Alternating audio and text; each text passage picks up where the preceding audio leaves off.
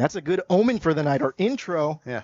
has yet to show up, much like some of the fans on this side of the stadium. Anyway, you are tuned in to CIF Southern Section Ford Football Playoffs. Division 13, Rancho Alamitos hosting Montebello here at Mansour Memorial Stadium on the campus of Garden Grove High School. For those of you who might be new to the stream, I am David Mora. Always alongside me is GGUSD District Athletic Director Dave Mameli. And today on our cameras, on the sideline, we have Kaylin's dad, and up here in the booth with us, as always, who's going to make us look really good, is Kaylin. Dave, playoffs, our second playoff game that we've covered. It's a different ball game when we get to this point, not only for us up here, but down on the field. What are your initial thoughts about this matchup here tonight? Yeah, I think this is going to be a great matchup. You get into the playoffs here, and the whole point of this system, what they have now with competitive equity, is that you are going to have closer playoff games, especially first round. CIF has been adamant about that, trying to get to a system with the numbers where you can match up teams and you have a good close first round matchup. I think we're going to have that tonight. I think Montebello, Rancho Alamitos, they are close. I think this is going to come down to who's playing better football tonight, which is exactly what you want. Last year, we had a team from the San Gabriel Valley come on down. Montebello's rival, El Rancho, here against Los Amigos. We thought that was going to be a close game. El Rancho ended up running away with it. Hopefully, not the same here tonight. Now, stop me if you've heard this before on a playoff stream. It's a special game for me.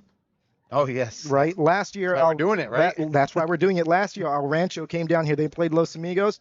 My mom graduated from El Rancho. I went to Los Amigos my freshman year. This year, Rancho, Montebello. I graduated from Rancho in 2004. My dad graduated from Montebello in 1984. So this matchup holds a little bit more of a special, place in my heart. I was born in Montebello, right there at Beverly Hospital. I know the name has changed probably a few times since then, but I was born right there on Beverly Boulevard. My dad grew up in Montebello Gardens. He went to Montebello Gardens Elementary, La Merced Intermediate, and then over there to Montebello High School. So let's go ahead and take a closer look at these teams and who we are going to be seeing. Let's go ahead and take a look at some of the players. Try to get a gauge look online. See who we have. We've got Francisco Mireles here for the Oilers. He's a senior wide receiver, running back, DB, kind of does everything. Donovan Murillo, he's a junior running back. Jonathan Maraquin, he's a senior offensive guard. Julian Hernandez, another senior offensive tackle. And Jason Ayala, a senior offensive tackle. They've got three linemen there that were mentioned in their preseason preview. As always, we talk about it's a battle in the trenches. And on the Rancho side, our favorite guy, camera guy, Jacob Luna, leading that offensive line. He's a senior offensive lineman, defensive lineman. Primetime performer of the week last week. Yep, exactly. Another guy who did a great job last week there against Ocean View, Isaac Felipe. And as always, you've got the two Vasquezes, Joe and Jacob, not related, different spellings, but they play the same. They are a really big contributors on this team alongside this young man, Osvaldo Ramos, who stepped into the quarterback position after the injury of Vincent Gentile. Yeah, Ramos has done a great job. Again, it's transformed a little bit of what Rancho does in terms of their offensive scheme, but he's going to be a focal point for them tonight for sure. Let's go ahead and take a look at how these teams got here, their regular season schedules and results. You see Montebello played some tough teams there in Norwalk. El Rancho, who's over at Bolsa Grande Stadium tonight, taking on Bolsa, so they're back in Garden Grove. Taking on Pacifica. Taking on Pacifica, I'm sorry. Then they played San Marino. Then they got into league and got some key wins, followed by a few losses to Bell Gardens. Their two rivals, Bell Gardens and Sure, before bouncing back against San Gabriel last week and shoring up their playoff spot. For Rancho, it was a season of up and downs. They started with two wins against Santiago and Anaheim, lost a tough one to Saddleback, beat Godinez, went back-to-back losses against Garden Grove and Estancia there to start league, but bounced back against Los Amigos and Valley before doing what everyone did in that league, losing to Calvary Chapel, and then bouncing back last week against Ocean View to solidify their spot here in the Division 13 playoffs. Yeah, Rancho is certainly not looking past Montebello tonight, but I can tell you what, from my perspective, they would love a rematch with Saddleback to see if they can get revenge for that regular season loss. And again, Saddleback is the number one seed in this division. Rancho is number two. All games are going to be close. Rancho is going to be in a fight tonight, but they would love to have that rematch with Saddleback. We mentioned that playoff bracket there, Saddleback there at the top, Rancho there at the bottom. Winner of this game is going to face either Linfield Christian or Hacienda Heights Wilson, but not looking forward too much here tonight is what matters right here at Mansour Stadium. It looks like we might get the band playing the national anthem, so we're going to head and take this off really quick, and then we'll be with you shortly.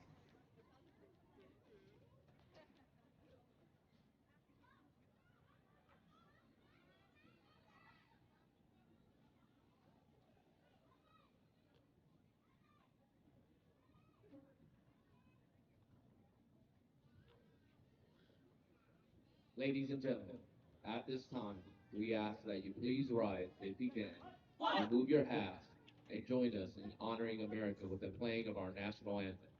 Performing tonight's anthem is our Rancho Alamitos Vaquero Marching Band.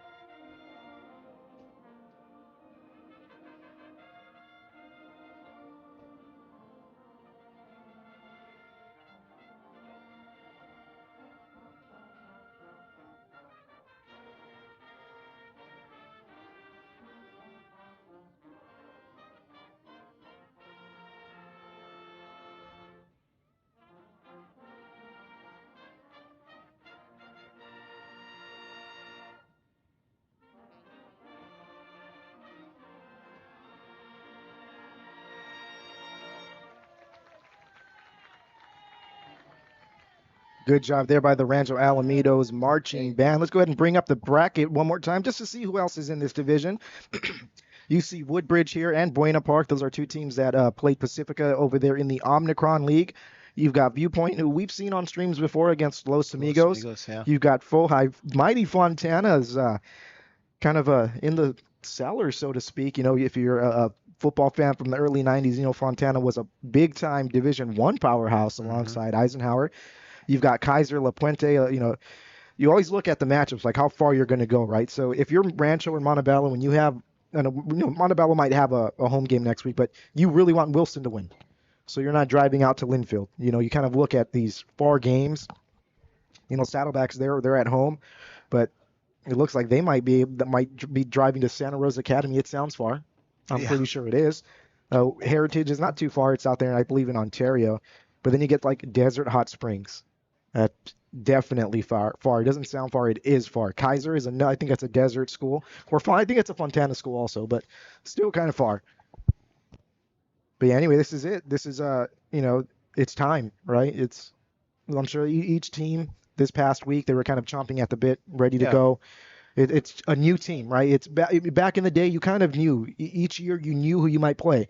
Then with the introduction of the competitive equity, you didn't know. You don't know who you're playing. It wasn't set. It was always going to be a surprise. Yeah, you obviously with the old format, you knew exactly who was in your division.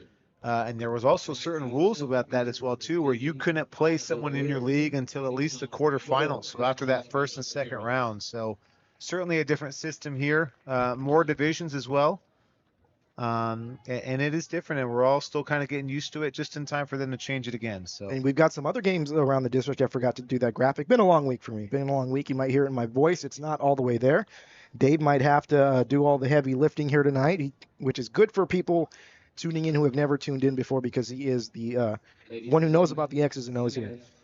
But we've got Bolsa visiting Ontario, and like we said, Pacifica hosting El Rancho. What's your outlook on those two games? I think the same is what we have here, especially that Bolsa Ontario. It really comes down to how they're going to play. I think that's going to be a more of an even matchup there. I would hope that Pacifica's got a chance to kind of open the game up a little bit against El Rancho. Pacifica maybe in the midst of a special season here. They might have had the kiss of death. One of our our local reporters picked them to win CIF, so we'll see if that jinxes them or not. But I would expect if anyone has a game that it could be a comfortable win tonight, it's probably going to be Pacifica. I'm going to have to give a shout out over there. This is like, I'm calling it the Battle of the Mora Alma Maters. Same thing happening over there at Bolsa, as Sean Mora, who went to Pacifica, his little brother Jackson plays for El Rancho, and their dad and their uncle graduated from Pacifica. Oh, okay. So a little bit of a nice connection there at both stadiums for two separate Mora families. But I know this game. You know what? Let's go ahead. I wanted to save this, but let's bring up let's bring up the pictures. I know my dad's watching. So let's go ahead and bring up the yearbook pictures and just compare them, the 9th, 10th, and 11th.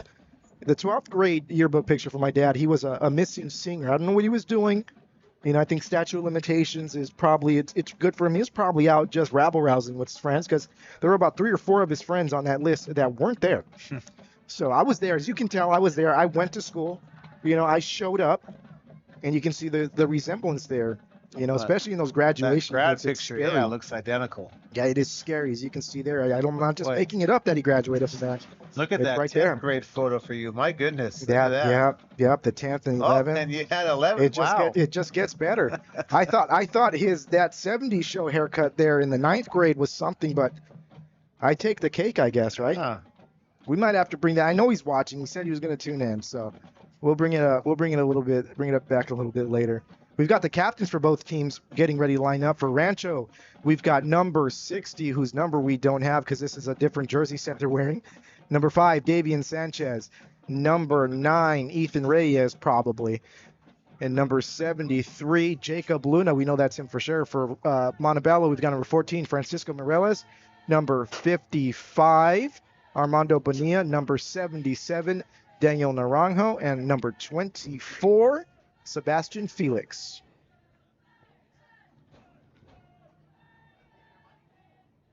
My dad said 9th grade hat hair because of the Dodgers. Wow. We'll give it to him. He did go to the parade back then. That's why I know he probably was not at school for that senior picture.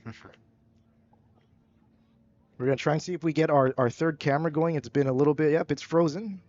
We're going to see if we can get that restarted here. Try and get it going. Sometimes that works out. We've got a flyover. Yeah.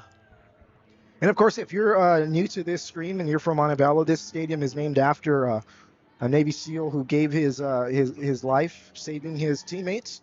Michael Mansour is a graduate of Garden Grove High School in this stadium. A beautiful stadium was named in his honor, and that trident represents everything, sacrifice and just everything great about what he did for our country. So it's definitely a special place to play. It's a different place. We love Bolsa.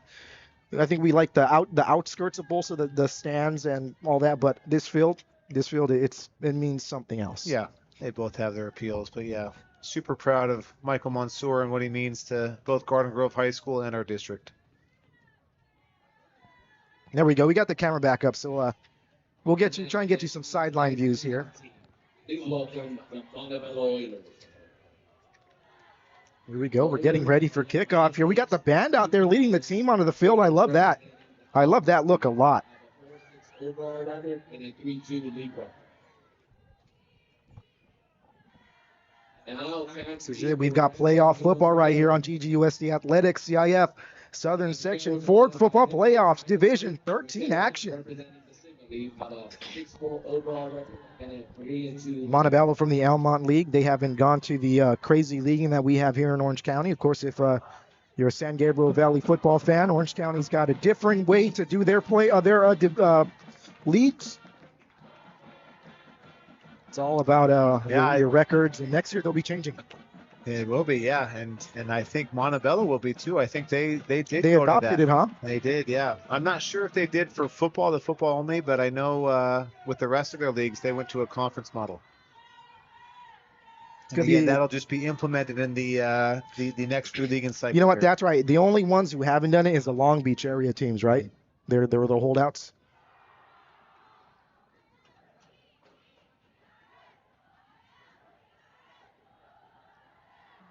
Oilers with a little bit of a pump-up circle there. Here we go. We're close. Let's see if they start this game early here. Yeah, you said it. And when did Montebello open? 1909. 1909. No, 1908. Yeah. It was 1908. Kaylee, it was 1908 or 1909. But thinking back there again, one of the older schools, Montebello, but Huntington Beach, obviously one of the older schools too. Yeah. And they had two Oilers.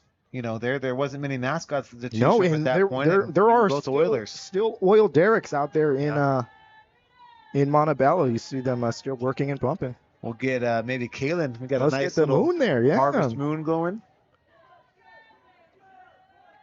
See if we can get back in time for the kickoff. But yeah. Oh, I think she'll be able to get back in time.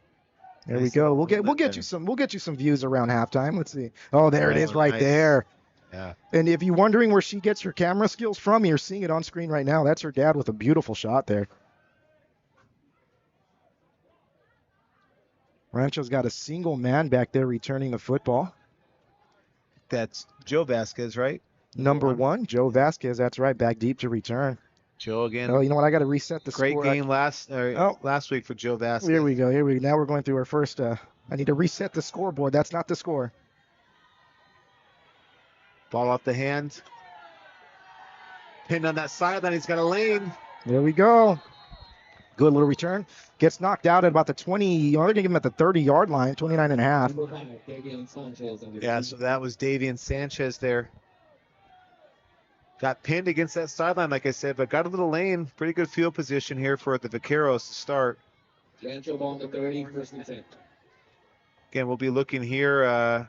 See what number Ramos is tonight. He's number 6. Yeah, he's number 6. So he was 6 last week. We were wondering if that was because of senior night to honor Gentili. We're going to go with that, but it's because they don't have 13 in this uniform set. Oh, I see. But we're going to go with the inspiring story. Forget what you just heard. Trips left here for the Vaqueros. Again, you're going to see this from Rancho. They're going to have multiple formations. They're going to start with the spread here. Looking for them to get some zone action here. I would expect a quarterback sneak. Oh, they're going to come out swinging the football. Nice. They're going to go for a big play here already. Jacob Vasquez. Big play by Vasquez. Let's go ahead and we can run it back really quick. Yeah, what a great start there for Rancho. Again, got me fooled. I thought they were going to come out with a quarterback draw, but they just go spread. Rancho, just seam right up the middle. Rancho's going up tempo. We're going to skip the replay for now, but it's saved there. Trips left. They're going to hand the ball off.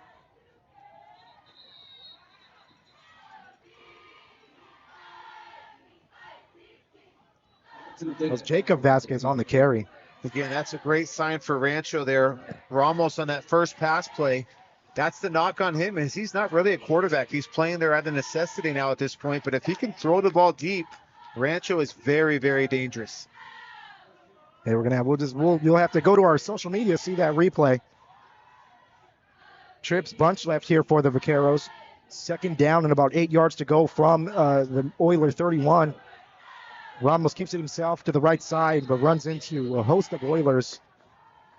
And he loses about 3 yards on the play.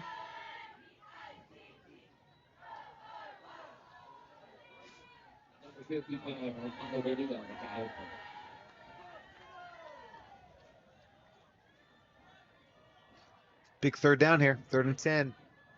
Again, Rancho out trips. Wide split. Oh, they almost got him off sides there. Coach Enright not happy with that non-call. Get a new play from the sideline. Taking a long time here.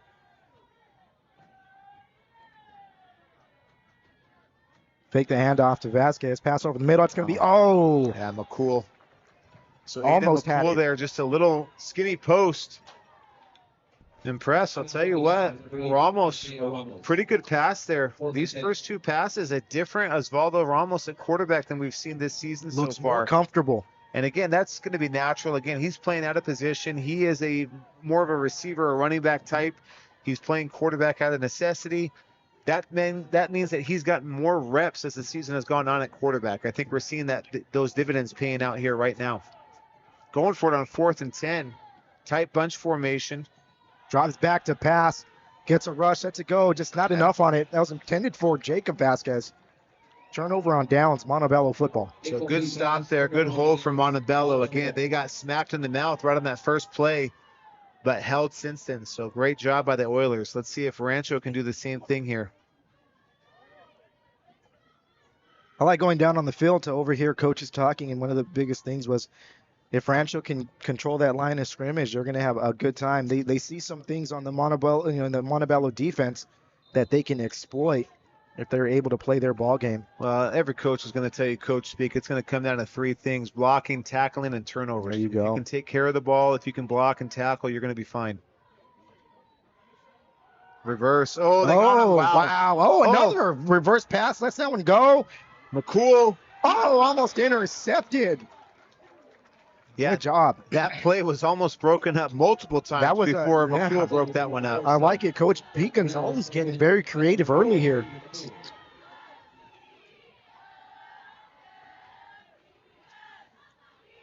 Surely they're not going to go to that one anytime soon. Well, maybe. Now, You would think, right? now you're really not expecting it, so now they should run it again. Joe Carriel getting ready to take the snap. Just hands it off, plays it safe. Yeah, big hole there. Nice little run. That was number 2, Donovan Murillo on the carry. Number 2, Donovan Murillo on the carry for 5 yards. Brings up a 3rd and 5. We love to talk about this. Again, the easy way out here is just a hard count, but they're coming out 4 wide receivers, double formations.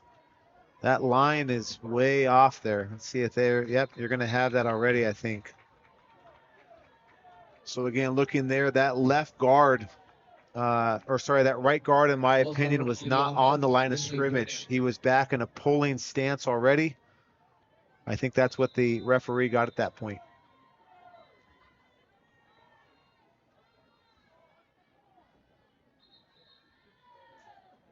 So takes a 3rd and 5, backs him up here to 3rd and 10. No hard count here. Again, looking. Going empty backfield now. I wouldn't think that's a legal play, but I guess it is. Wow. And he goes down. You got to touch him. There we go. Number 10, quarterback Joe Carriel. I like the 14, Francisco Morales. the playbook that they've got out here. It's interesting. It's not one we've seen before. Yeah, I can read Coach Enright's body language already. He's saying the same thing I am, that guard is not even on the line of scrimmage. But coming down 4th down, Montebello at least in punt formation here to start. Expect the unexpected here. Dave's favorite part of every game, the punt return.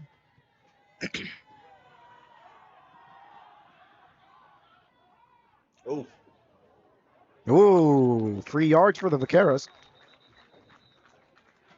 Right away, the Oiler knew he was in the wrong. Yeah, we saw that last week actually in our Bolsa game that we were streaming about getting blocked into the ball, right? Yeah. Looks like that's going to be this call here. That one was a good one. He kind of lifted him and pushed him towards the ball. This one, more of a If it's going to just be violent one, yeah, personal foul. Yeah, so that'll give Rancho another 15 yards. They're going to start in They're going to start Oiler territory. Yeah. First down, Rancho.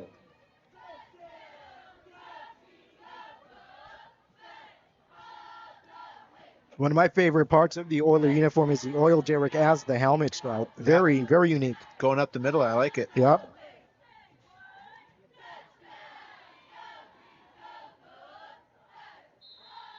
Vaqueros with the ball at the Oiler 47-yard line. Again, they're in a bunch formation here again, motioning out of it. Ramos keeper. He's got some room here, gets it outside. First down yardage. Yeah, just a little quarterback trap there.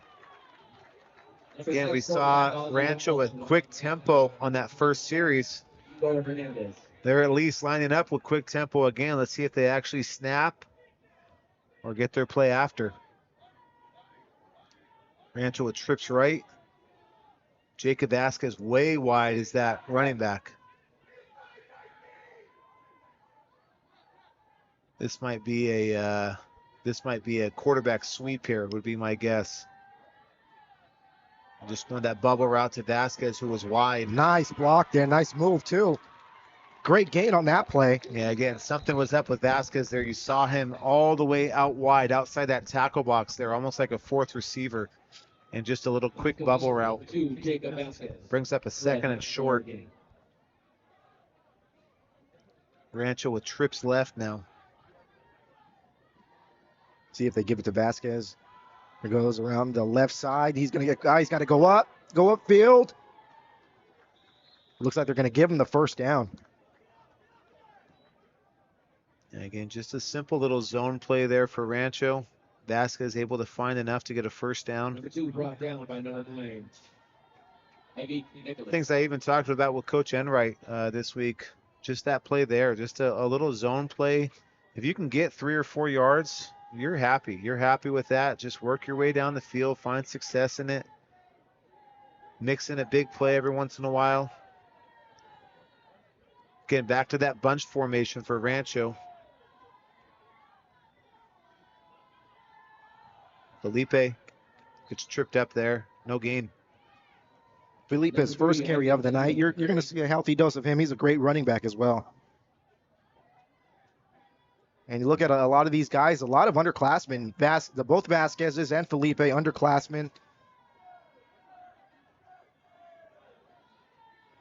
Who else? We've got Ramos is a junior as well. And they've got a young quarterback there in Mason Hernandez, who we saw against Garden Grove, doing a great job.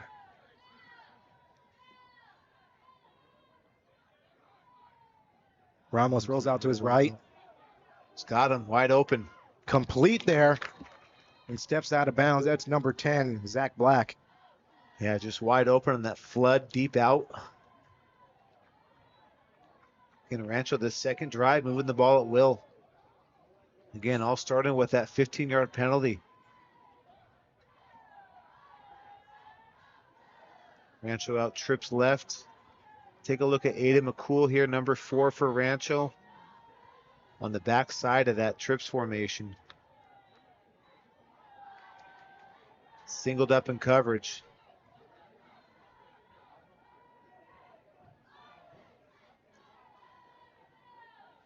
Ramos keeper. Yeah, good Good stick. job by the Oilers. And number 55 there, Armando Bonilla. Great form-up tackle there. Also Ramos on the keeper for Squaring him up, rolling the hips. Love to see that.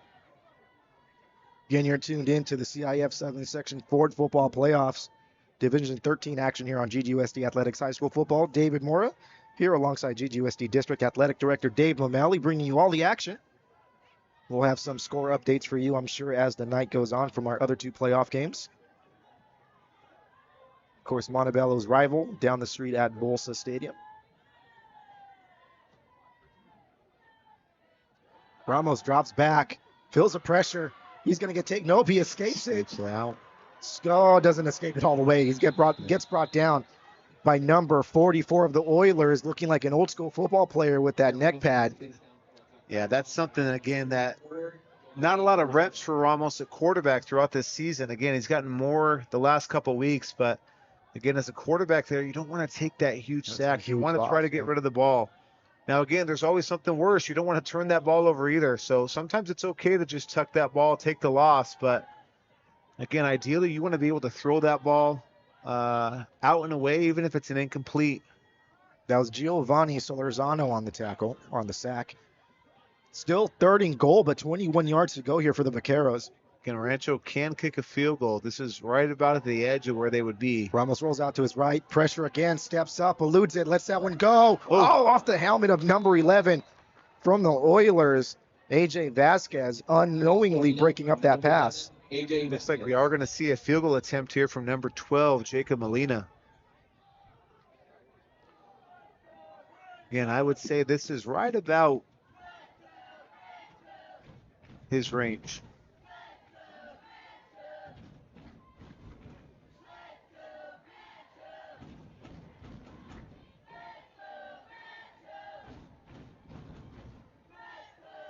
So yeah, this will end up being a 38-yard field goal. This is a long field goal.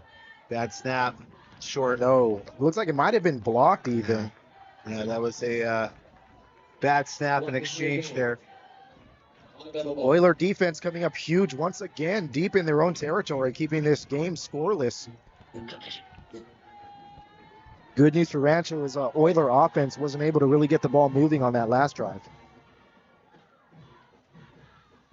4 minutes and 13 seconds left to go here in the first quarter.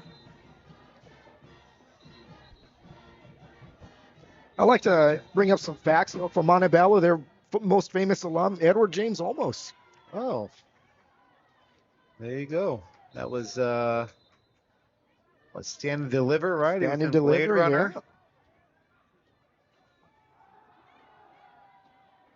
It's a good little run here. Their biggest play from scrimmage, that's Gian Pasquale on the carry. Oh, no, that was Sebastian Rodriguez. So they go to the run for the first time here. Just old school, just run the ball, nothing pretty. And they get a first down. Different formation here for the Oilers. Yeah, again, they're having that gap between the guard and center, and they filled it there with a fullback in the backfield. And we see that from time to time. And again, the thought process there is, spread out your line to be able to open up more gaps, right? And again, that makes a lot of sense to me. Why would you want to be toe-to-toe? When you're running zone plays, a lot of times you want to be spread out, open up those gaps. Yeah, it's Rodriguez in at quarterback now. Another little RPO. Nice stop there. So again, that RPO just stands for run pass option. So they have the ability there to throw that little out route, that little now route out to that receiver. I want to give a shout out to number 44 again. He's wearing the butterfly collar and wearing 44 like Cam Scatabo. I wonder if that's a plan there. Going to bring it back. Yeah. Trying to get him on a little false count here.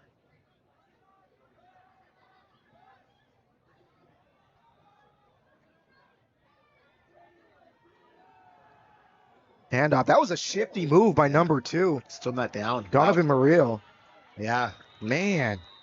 Give him the benefit of the doubt there. Good runner there. Touched, and that's a smart play to just keep running. Yeah.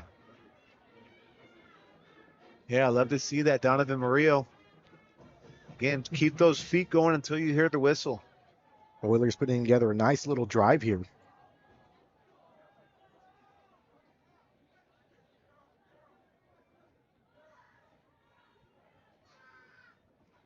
A first down and 10 from the 49-yard line.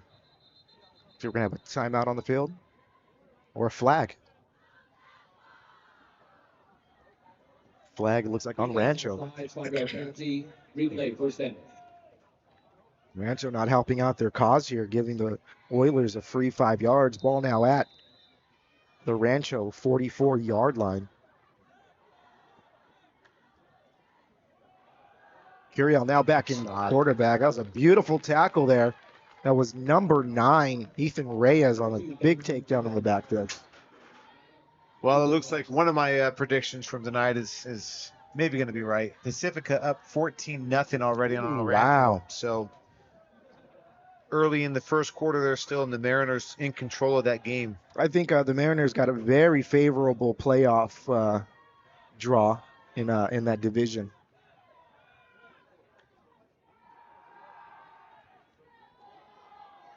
Oh, of course, we mentioned Steve Fryer picking the Mariners to win that division, and they're picking them to play Portola, who won that division, or they won Division 11 last year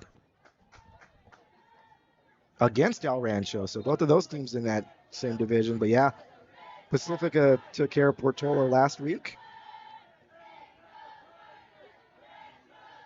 Curiel takes a snap, drops back, looks left, lets that one go. It's going to be complete. So I believe number 8.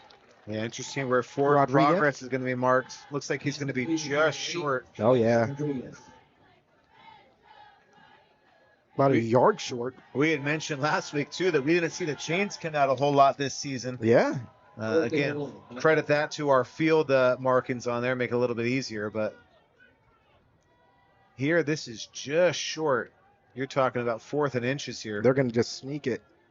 No. A little power football. Yeah.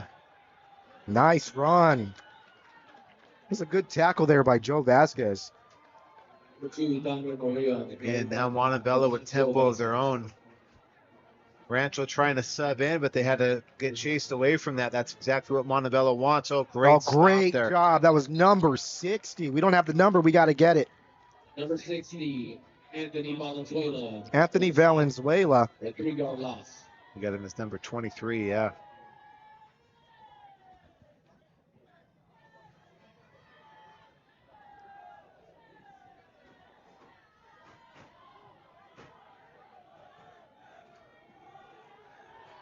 Montebello passing, going over the middle.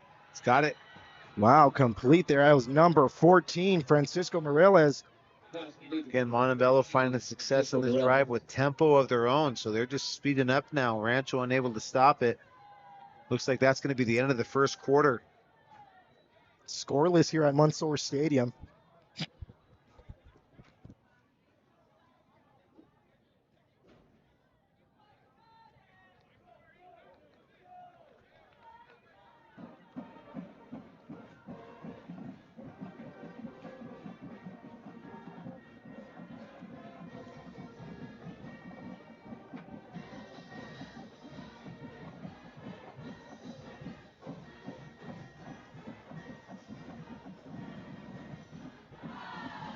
First half belonged to the defenses.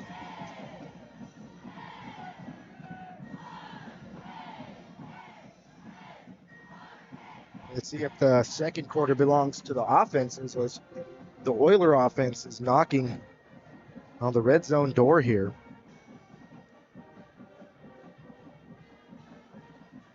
They're going to have this ball at the 20, or let's see where they mark it. Where do they mark it? At the 20-yard line. So they're right there.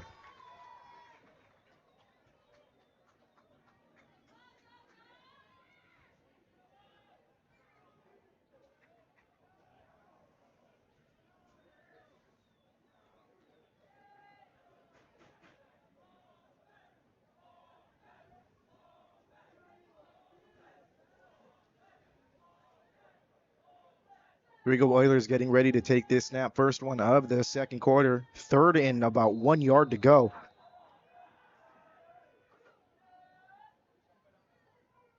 Oh, he's going to go under center. I like that little sneak action, and he's going to get it. Yeah, and what we like about that, again, sneak from under center, right? Yeah, we've we always complained talk about in the it. past, trying to sneak from a shotgun formation.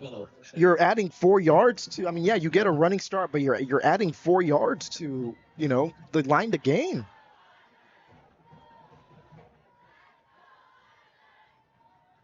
Curiel takes a snap, just hands it off, right side, number 2, Murillo. Yeah. Makes a move. He's very shifty. He is. I like him. He's a great runner, Donovan Murillo. Kind of shook himself out of his own run on that one, though. Good gain of about 5 yards on the play. Rancho's going to have to try and figure out how to slow him down. Trips left here for Curiel. Murillo in the backfield. Handoff Murillo left side.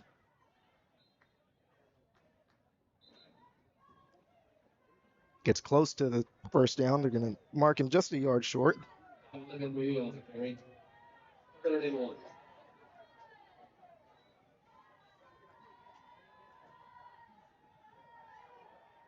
Bring in number 44. What's the odds that they're going to run this football?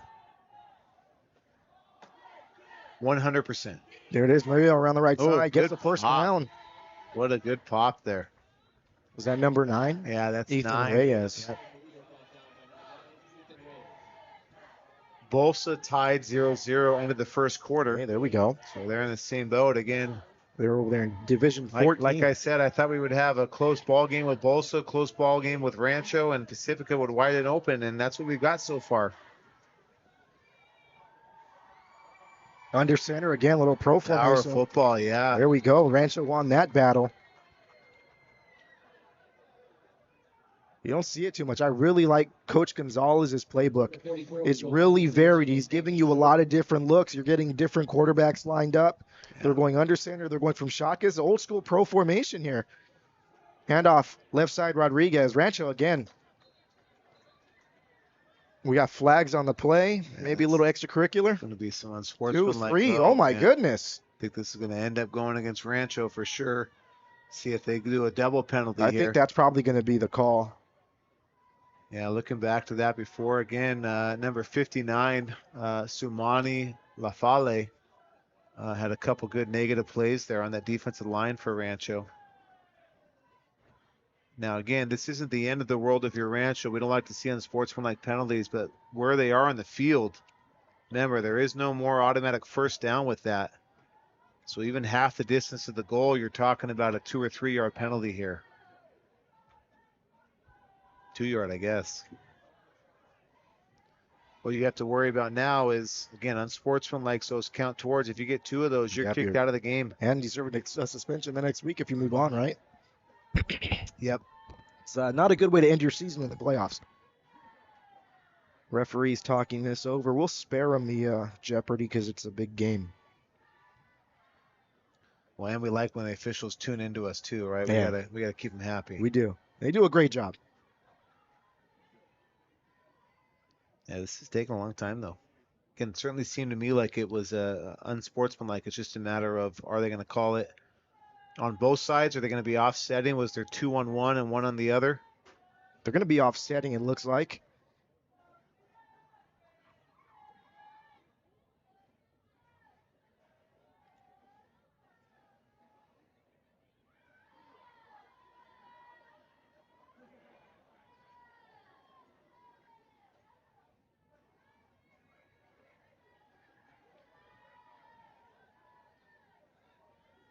Yep, so they're going to be offsetting. I like the call.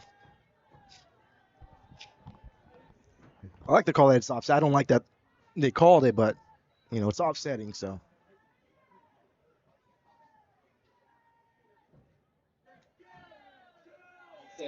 Again, talk about it. You got to play smart, disciplined football in the playoffs. Every little bit counts. Again, I talk about this a lot, is you never know which play is going to be a difference maker. If this is going to be a close game, you don't know if that play comes in the first quarter, the second quarter, third, or fourth. You don't know if it comes on a penalty. Any play could be the difference in the game when it's going to be this tight of a ball game. Something like that, you don't want to take that chance. Keep your mouth shut and just go back to the huddle. Yep. That's the best way to do it. Montebello rushing up to the line, trying to cause some panic for the Vaqueros. Again, hard count here doesn't help him a ton. Carriel takes a snap. Reverse. Hands off Murillo. Touchdown. He's going to get into the end zone. We have our first touchdown of the night here. Yeah, he's a good runner. Like that kid, Donovan Murillo. Fast, quick, shifty. And it breaks our scoreless tie here.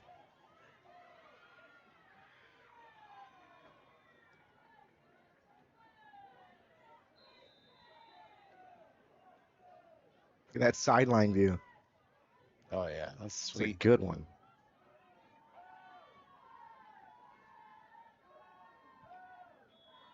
PAT is good. 7-0 Oilers over the Vaqueros here early in the second quarter.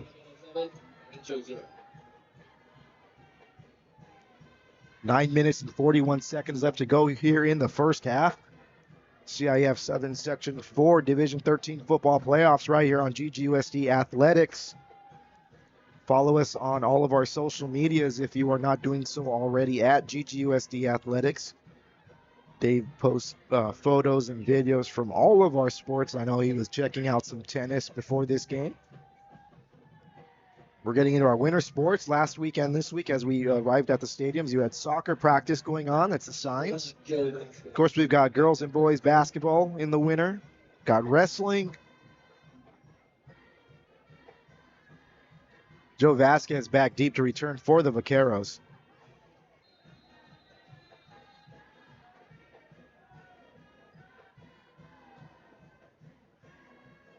The line driver to the second level.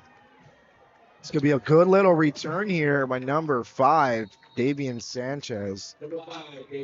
Yeah, end of first quarter across town at Bolsa Grande Stadium. Pacifica 21, El Rancho 7. So Mariners still in control of that game. I think that's probably going to spell doom for the Dons unless Pacifica falls apart. Yeah, we saw Rancho last year at Los Amigos, like you said, and they put up a lot of points quick against Los. So I'm sure they are still capable of that as well. You know, I love Los Amigos. I respect that program, but I think it's a different caliber defense maybe at the Mariners. But you never know. It's playoff football. Anything can happen. Got 4 wide receivers here for Ramos. Fakes the handoff, keeps it himself, tries to bounce it outside, evades a tackle, evades another one. But not the third guy. You love to see that if you're Montebello. Again, Ramos there breaking 3 tackles. That's not the part you like to see with Montebello, but just the pursuit that there was just one guy after another, after another, after another. It was a swarm. Yep. Again, Rancho, 2nd and long now. These are the situations you can't afford yourself to be in. Again, we talked about Ramos, not a true quarterback. You don't want to put yourself into obvious passing situations if you're Rancho.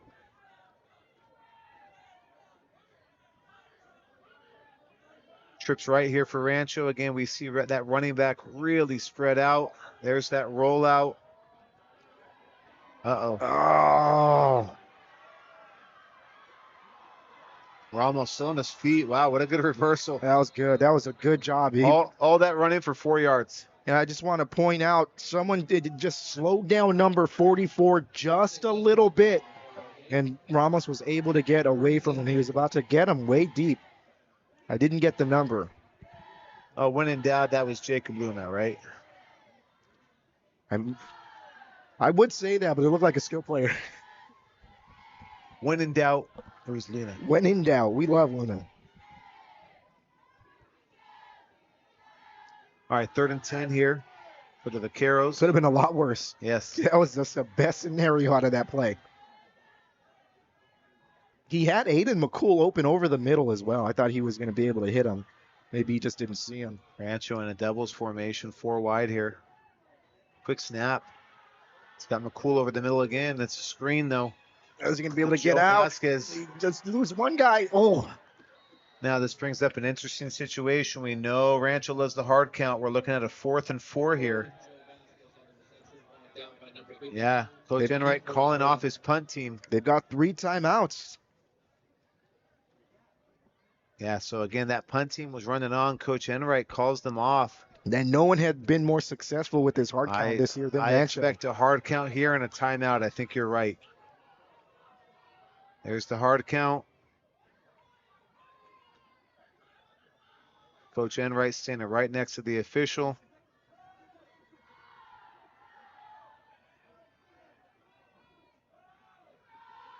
They are going to run it. Slant. Oh, intercepted. Well, actually helped him. Let's see if they call it incomplete. Let's say interception would have helped him there, but 2nd turnover on downs for Rancho. I like the play call. Just wasn't able to execute it.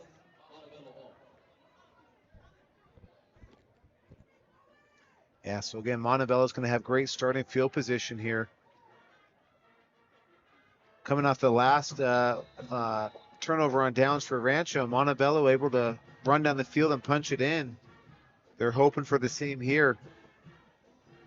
See if we get a heavy dose of Donovan Murillo again. I think it's a safe bet to say we will. You see number 44 again there in the backfield. That's a telltale sign. Yeah, great tackle. That number 6 or 8? No, 60. Yeah, getting good penetration there. We'll have to wait and listen. That's right. Anthony Valenzuela. We got to make that correction. We need a pen. Got one in the backpack somewhere. Yeah. That's what halftime's for. Oh, there you go. There it is, right there.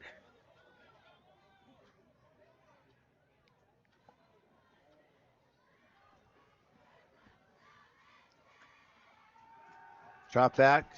Ooh, hard Quick pass. Yeah. Oh, wow. man.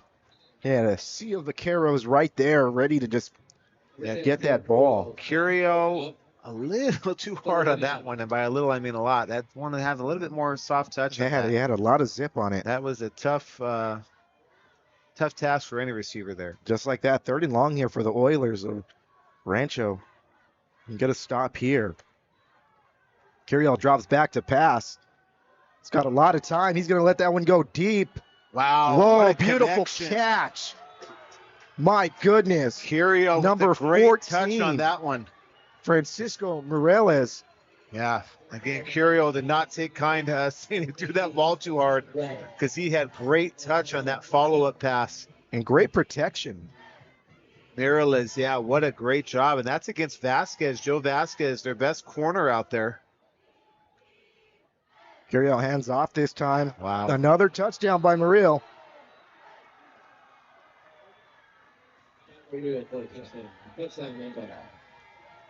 Wow.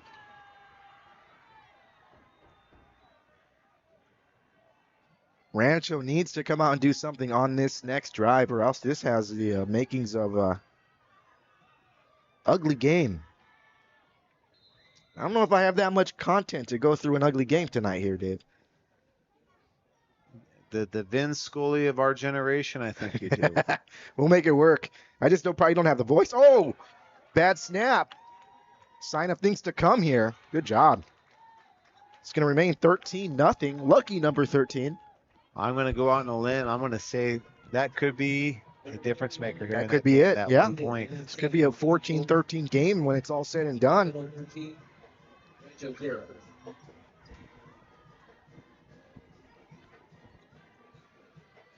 Wouldn't be our first 1-point game on this field.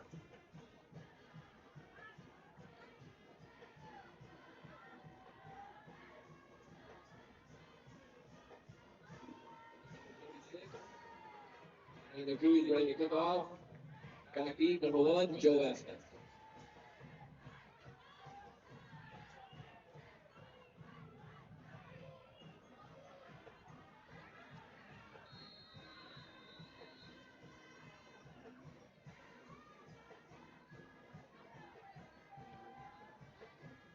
Little ground ball. It's going to get to Vasquez. Fields it at about the 10-yard line. Gets to the 20. He's at the 30. Makes a little move. Gets to the 35. Drags some guys all the way down to about the 38-yard line. And we've got a flag on the play. Number 24, Sebastian Felix on the tackle. See what the call is. Rancho, first down.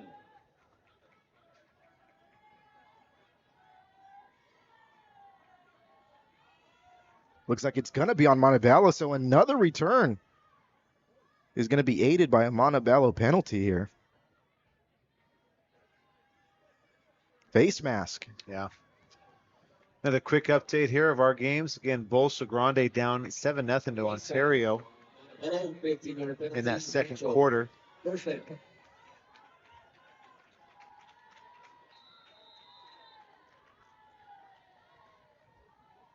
So Rancho starting with the ball at the Oiler 46-yard line, looking to get on the board for the first time tonight and make this a ball game here. 4 wide receivers for Ramos.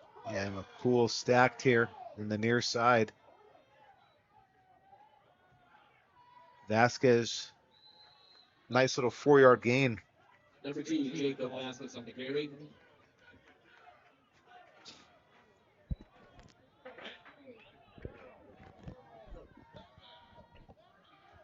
And if you're tuned in, we thank you. Feel free to share out the link to everyone you know. Get them in here to watch some football. Good takedown there by the Oilers. Yeah, won't get credit for that, but number 52, Alejandro Navarrete, clogged that play up in the middle, not making that tackle, but getting enough penetration back there to stumble the feet. Adam Navarro able to make the stop. Ramos drops back, pump fakes, pressure again. He's running for his life at the 40. Lets that one go. Oh, it's going to be complete. Oh, incomplete. Oh, man. That would have been a beautiful play. Davian Sanchez could not haul it in.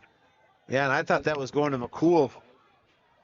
And Sanchez just behind there, but yeah, just couldn't hold on. And again, 4th down for the Vaqueros, and they're going to punt.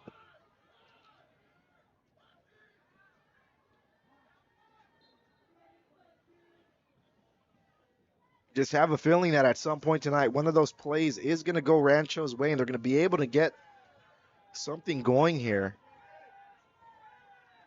Good snap. Punt is up. He caught it. Gets away from one guy and another before getting taken down at about the 35-yard line or the 25-yard line. Yeah, I'll give credit there again. Francisco Mireles.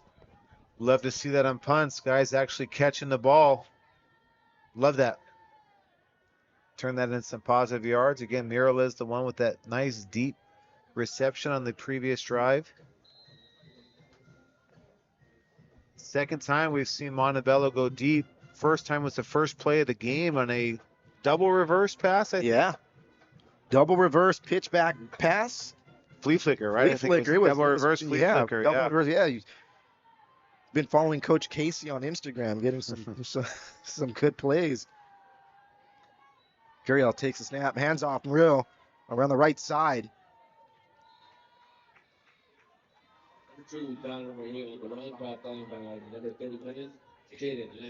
And Montebello happy with that. 3.5-yard gain.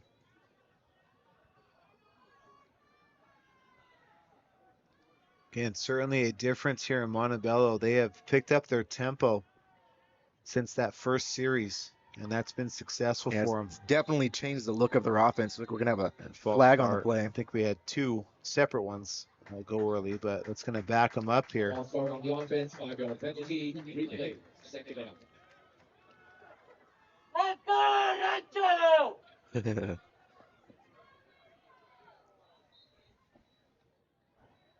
Again, we thank you if you're tuned in. Hopefully we have some Montebello folks who are tuned in as we bring these games to our community here.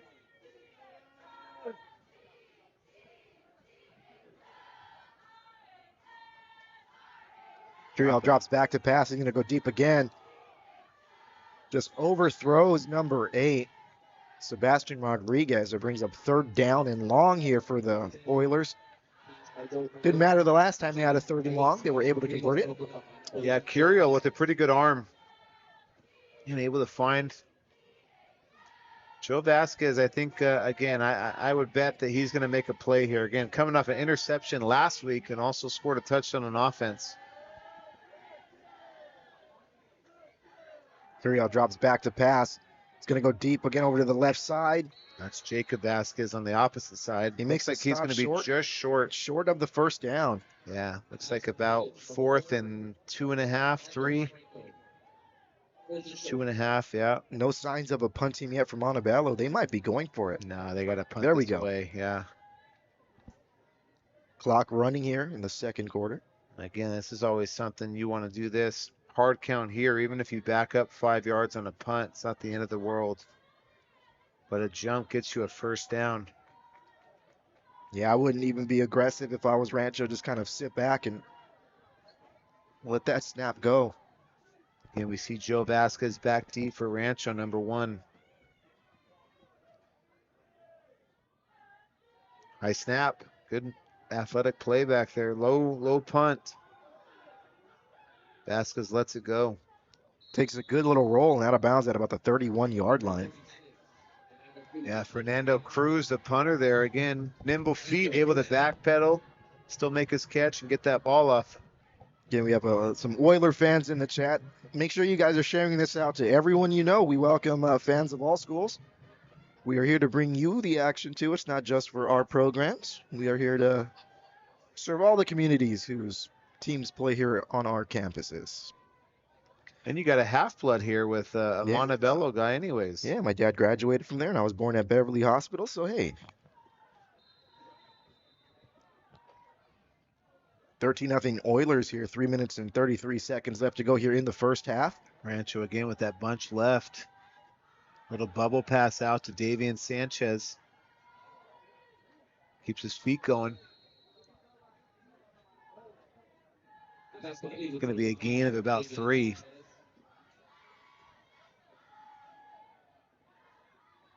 Oilers will be getting the ball at the end of the half. I like to mention that as we get this close to the end of the 1st half.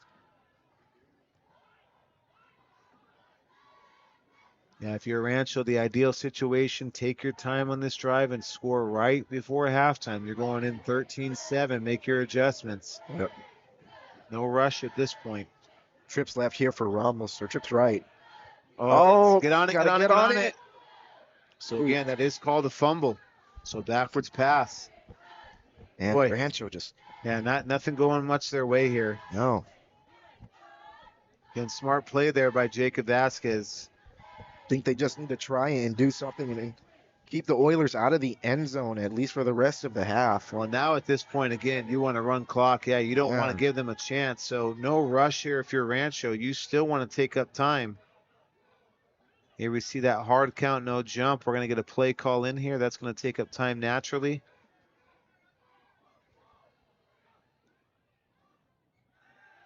McCool.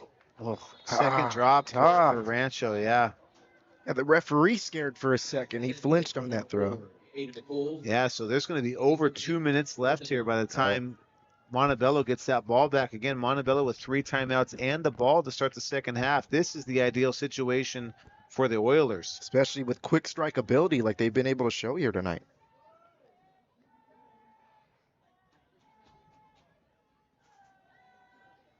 Always a dangerous situation punting this close to your own end zone. Good snap. Another return to the right side here. Big return. Francisco Morales. Yeah, again, I'd love to see that again. It's just such a simple thing that, to be honest, we don't see a ton anymore in our football. But just returning that punt, having that chance, you can always break it, but even still, you're getting positive yards or not letting that ball roll. It's a big thing. Again, Oilers, they are in striking distance already with 1:58.5, 3 timeouts, and the ball back to start the second half. And very comfortable here in the second quarter. Yeah. Got trips left here for Curiel. Drops back to pass. Yeah, I was going to say, I was going to wonder if Curiel was going to come out and take a shot. Didn't look like they were set up for that. But the way that they've been having success, I wouldn't be shocked to see them go deep here, see what they can get on that 1st and 10. You're just giving them more room to throw here. Yeah. But again, we've seen a big play again in number 14, Francisco Morales. Donovan Murillo, number 2, has been running the ball well tonight. Curiel going to keep this one on the right side. Big Good pop. play. Yeah. Vasquez. Good pop, dipped his head there, and again, Curiel took advantage of that, kept his feet going. It's just such a simple thing that we talk about all the time on the stream. The winner of a battle when you're having 2 people coming head-to-head is who is going to keep those feet going.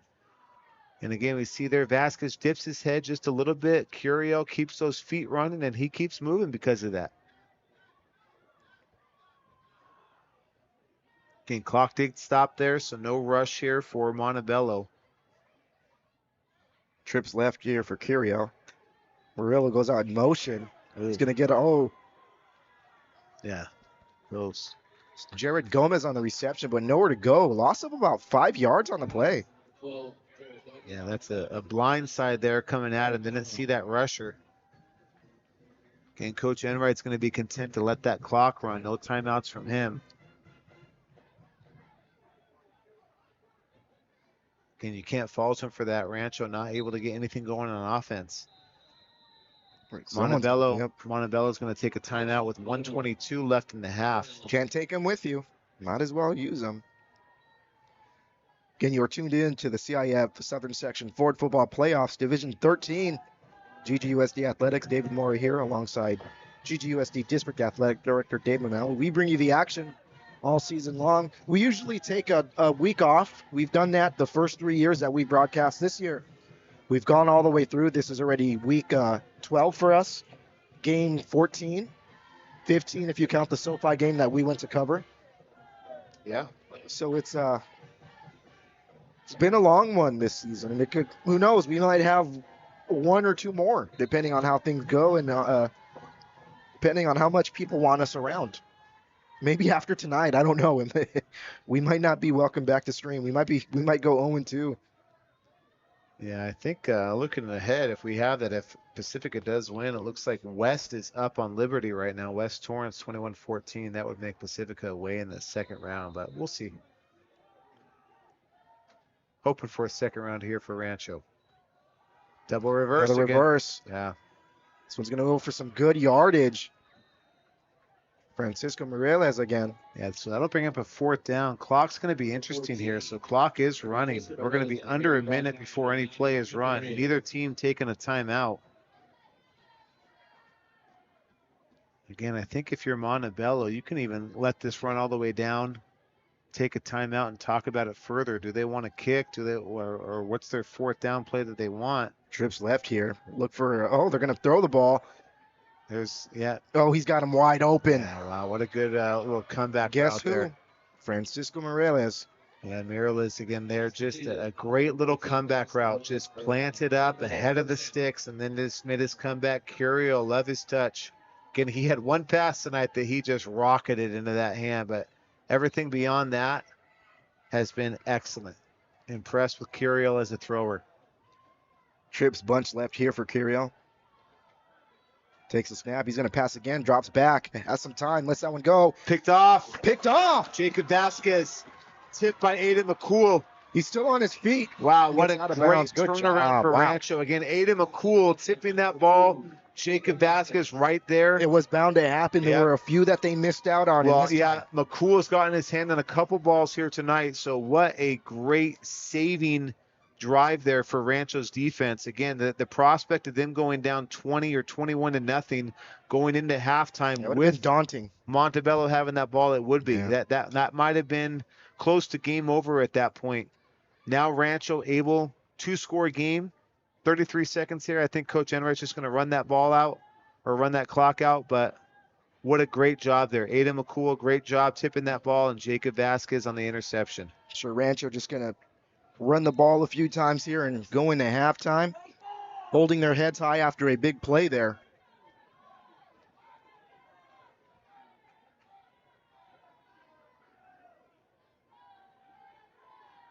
Quick game so far. We like those. It's gonna be Ramos little around the quarterback yep. sweep. Still in bounds. Wow. Oh. Number 6 on Some respect there to the Montebello coaches for helping them up. 15, Saul Rodriguez.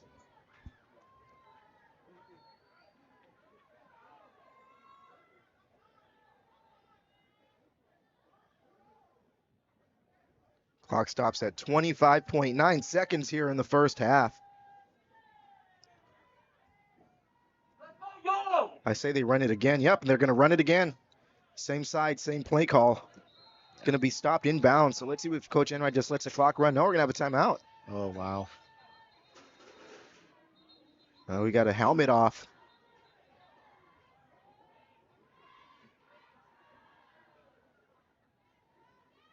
Yeah, so that's Ramos, so he's going to have to come off. That's a flag on the play. Maybe was it a face mask or just unsportsmanlike? If it's a face mask, he gets doesn't to stay have on. to come Yep, off. he gets Yeah, to stay on. so he gets to stay on.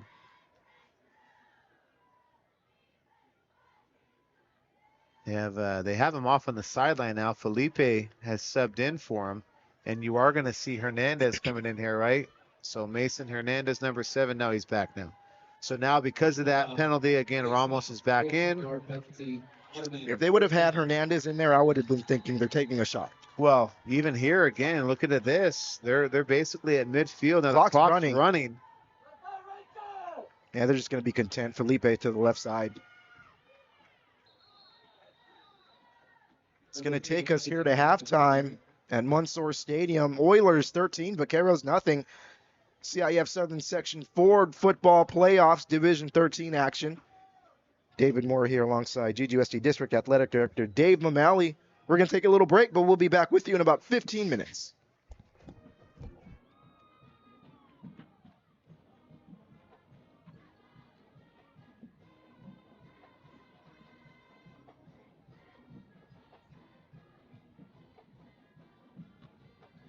And stay in your seats. We've got a great halftime show coming your way.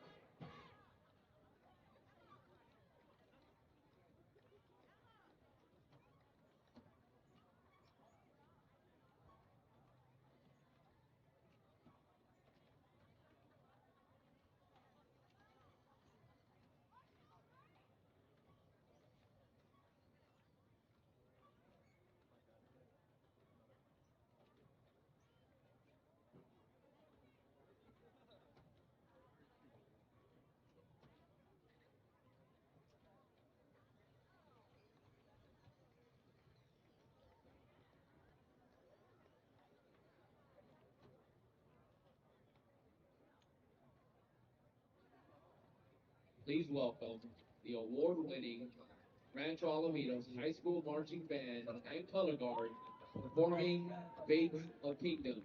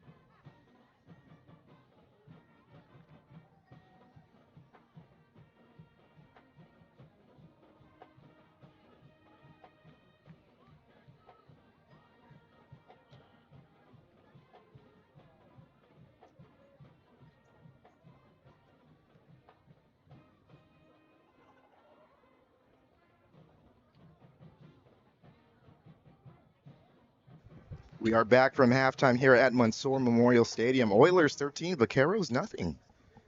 Thoughts on the first half? Yeah, I think not a whole lot went Rancho's way.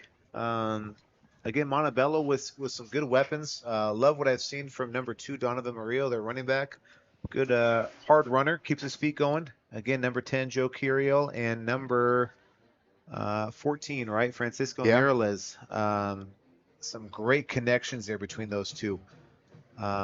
Again, just not a whole lot has gone Rancho's way. I will tell you what, I am a big fan of Coach Enright and his coaching staff. I think they do a great job. I have to imagine that this is going to be a much different game here in the second half. Coming out of halftime, Coach Enright's going to make some adjustments. They're going to see what they can do to shore up that offensive look and see what kind of adjustments they can make on the defensive end as well too. But I expect a different game in the second half. I think it's going to tighten up.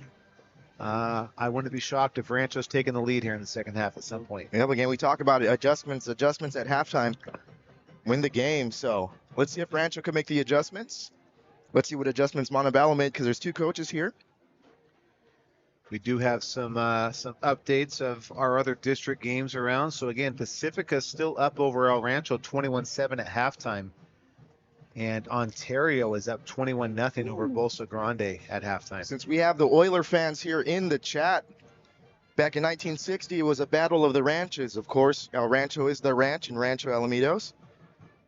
So El Rancho went on to win the CIF championship that year, but they lost 2 games. And one of them was to Rancho, 28-7. Rancho was the only team to score more than 7 points against the Dons that season. Oh. So you can call them El Rancho, but the real ranch is right here in Garden Grove. See, this guy was worried it was going to be a blowout. He's going to have no material, but here he goes. God, we're digging into the bag of went tricks all here. the way out to, what was that, 1960? 1960.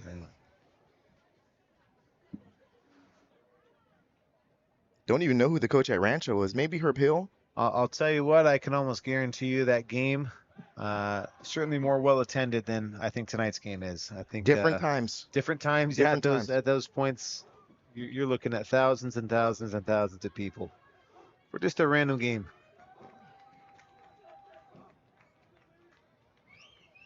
Here we go. So the clock goes to 0 here at halftime. You got both teams ready to go. They're nice and warmed up. You got a little band show at halftime. I'll tell you what, I've seen that show a number of times now already, but for some reason it struck me tonight. That Rancho band performance was excellent. Very good. Of course, they had the band showcase this past Wednesday, so it's probably now they've just got it. Right? Now, yeah, how does that work with that showcase? We didn't stream it this year, right? But did we record it at all? Yes, we had an outside company come and record. It's been a long season. Obviously, I'm fighting a no voice deal here, and I knew tonight was special, so I was very happy that we were able to find another company to kind of record that, because I don't know how it would have gone if I had another night. It would have been 4 nights in the last 8 days. How long does that typically last? It starts around 6. It ends around 9. Okay. It's a really good show, though. They even have the intermediate school band come and they do the national anthem. All the bands perform their field shows, and they're intricate. They've got a lot of moving parts, and all of our band directors do such a fantastic job putting on shows. We've seen a number of them throughout the season during halftime. Of course, we saw the Pacifica one. They had a prop, the bomb prop, right? And there's a bomb in the end zone, and there's a bomb in the end zone. All right, Jacob Molina here to kick off for Rancho. Just waiting for that referee whistle, I believe. Nope, they already did it. We missed it. Little pooch kick. Oh, fumbled. Good job. Uh-oh, that might be. No, they're going to let that slide. Got away with that one there. Okay. It's going to be Oiler football at their own 27-yard line or so. And to my recollection, I think this is the worst starting field position for Montebello tonight. It's close to it. A lot of their drives have started. They've started around midfield, or again, when they've had their punts, they've gotten a good 10, 20-yard return on those punts. So I do think this is Rancho's best defensive starting position. Let's say that. Coach Gonzalez has something special drawn up here. We saw them on the first play. Double reverse flea flicker. Yeah. See what they got. Oh, I like it. They're just going to go with Great play. Again, they've got a different quarterback in there, Sebastian Rodriguez, so they run a different offense with him back there. We have called Anthony Valenzuela's name a bunch tonight. That's another negative play for him in the backfield. Number 60 for Rancho Alamitos.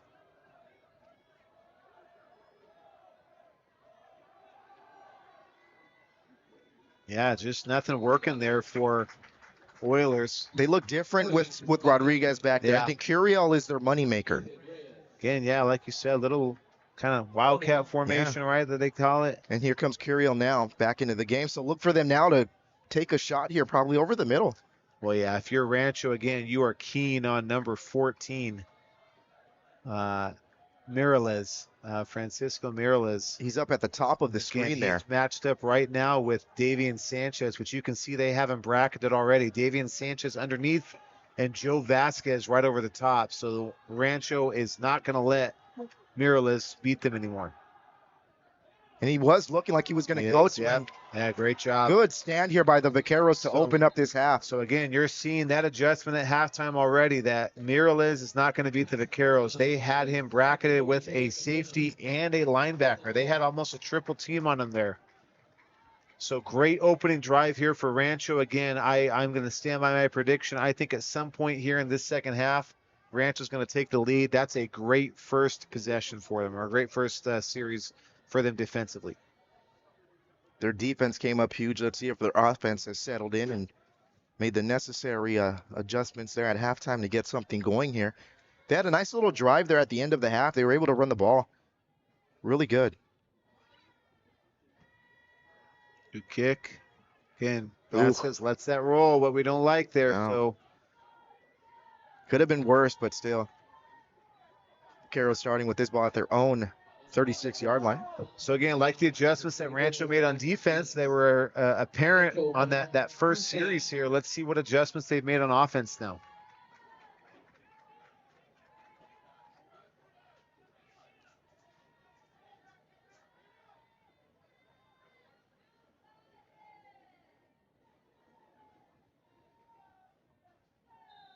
Again, the winner of this game will take on the winner of Hacienda Wilson and Linfield Christian. Linfield Christian. That game is 14-13 in favor of Wilson. There we go.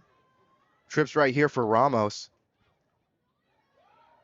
The counteraction. I like that. Nowhere to go for Jacob Vasquez as he gets taken down around the line of scrimmage. It brings up 2nd and 10 for the Vaqueros. Number 55, Armando Bonilla.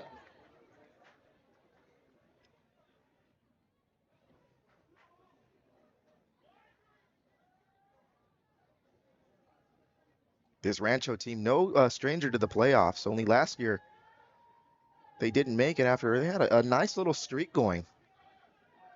Call it a rare down year for the Vaqueros last year. Ramos drops back, looks to his left, lets that one go. Oh.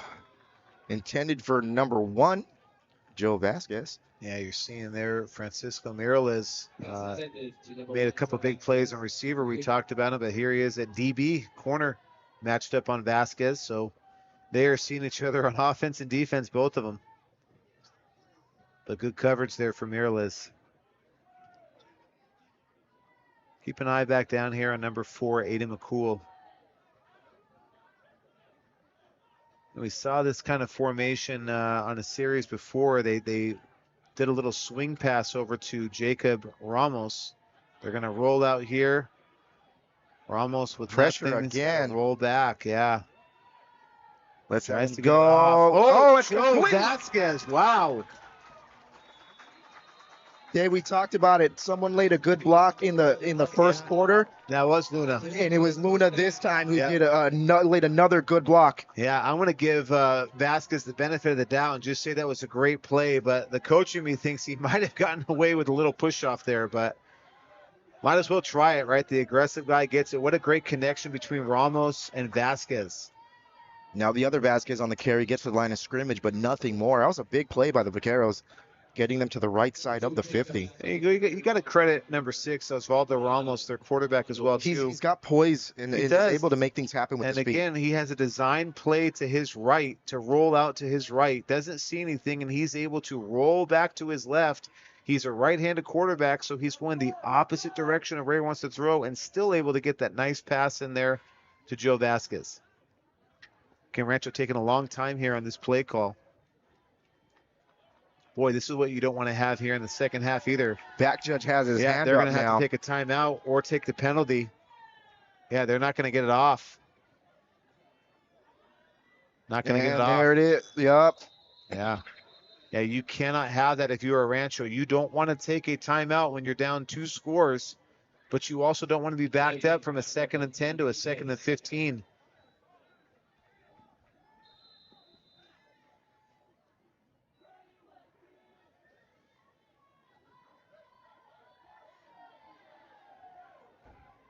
Man, that just looks so much crisper than our sideline view.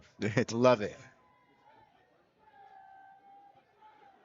Ramos Almost drops back. Cool. He's gonna go deep to number 10. Oh, what a great catch. Shaq Black on the reception.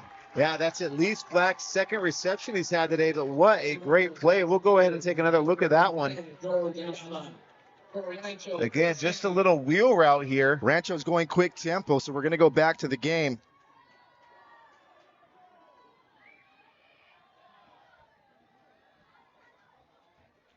Yeah, Vasquez there with nothing. Jacob Vasquez. See if we're going to have time to show it here. Maybe not. It sent me back. It's a bunch of craziness here. Just trust us. Black made a great catch. It was great. It was good. Yeah, Rancho taking their time again on this play call.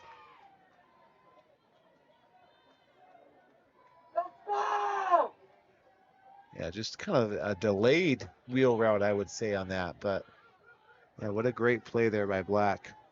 Coming back here. Ramos out, Sanchez in motion. Jacob Vasquez just coming up. We're going to bring up about a 3rd and 4, maybe 3rd and 5. Vasquez on the carry, brought down by number 44, Giovanni Solorzano. Again, we're to the point here now in the game where I don't think a field goal benefits Rancho very much here. So we are probably in 2-down territory on this series. This is right at the boundary anyways of Molina's range, I would guess. Rancho's got to get a touchdown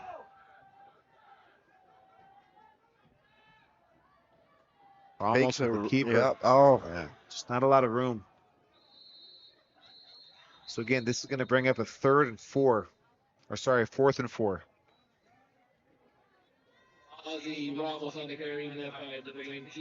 Again, we've seen Rancho already turn the ball over on downs twice in this game. 0 for 2 on 4th down conversions.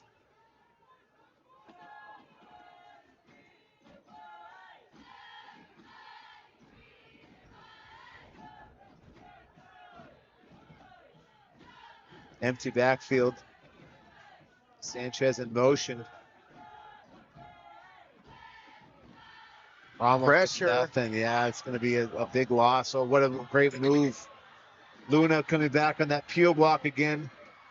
Can he make it happen? Yes, he can. Oh, he called him out of bounds. Oh. Again, making something happen out of nothing, just continuing to play with his feet. You know, I think he was trying to go to number 5, Davian Sanchez, but the Oilers able to come up and jam Sanchez's route right off of that motion. I think that was the big play in that, because I think they were going to try to just get him on a quick out, but Sanchez had to gather his feet, had to come out, and by that time there was too much pressure. But again, you were talking about the 3rd, 4th down stop for this Oiler team. It's been big. Rancho not able to get past that. So far, both defenses coming up big to start the second half here. Rancho's going to need a bit more of the same here if they want to get back into this game. It's interesting. They don't have Curiel back. Wow. I don't understand this. Big play. Yeah.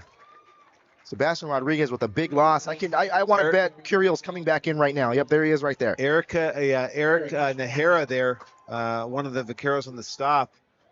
Again, I'm not entirely sure why Curiel is not in the game on He's the back second in, drive yeah. on the second drive here. But again, you've had so much success with him in the first half. Now on that first drive coming out, he came in a little bit late and got a big completion.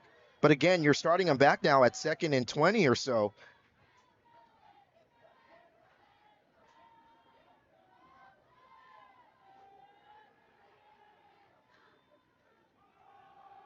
Murillo around the right side. Yeah, he is just so good and patient with those feet.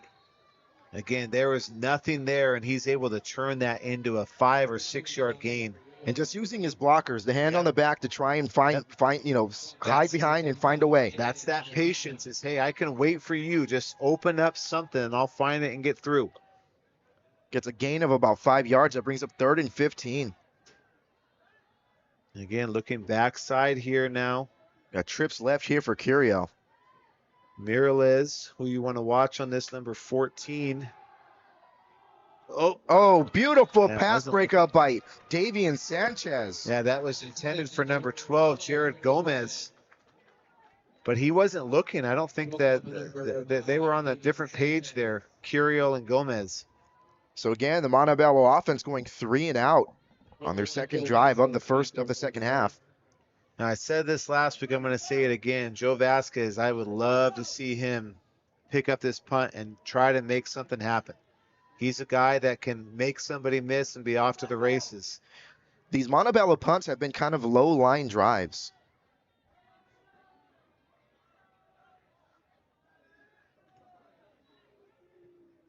This one a little bit higher. It's going to be received at the 50. He caught it, at least. Rancho coach is looking for a flag. Maybe he called a fair catch. Well, I think the Rancho coaches are saying that he did call a fair catch, and the referee is saying no, he did not. Let's go ahead. Let's see if we can run it back. Proof is in the pudding here, right? Yeah. Or maybe not. I don't know why he didn't go. Maybe not. Maybe not. Or not. Now the graphics thing isn't working at all right now, so. Must be fate. They must not want us to see it. I guess he didn't call for a fair catch. Well, all the same, still a good job by Vasquez. I like that. Like catching that under duress. Rancho starting right at midfield. Ramos and Jacob Vasquez in the backfield. Ramos just with a little quarterback sweep. Nothing there. Again, both these defenses, the strength of their defense has been their run game, stopping the run game for both of them. Any successes that these offenses have had has had to come from the passing game. Certainly a defensive struggle, how you can describe this game so far.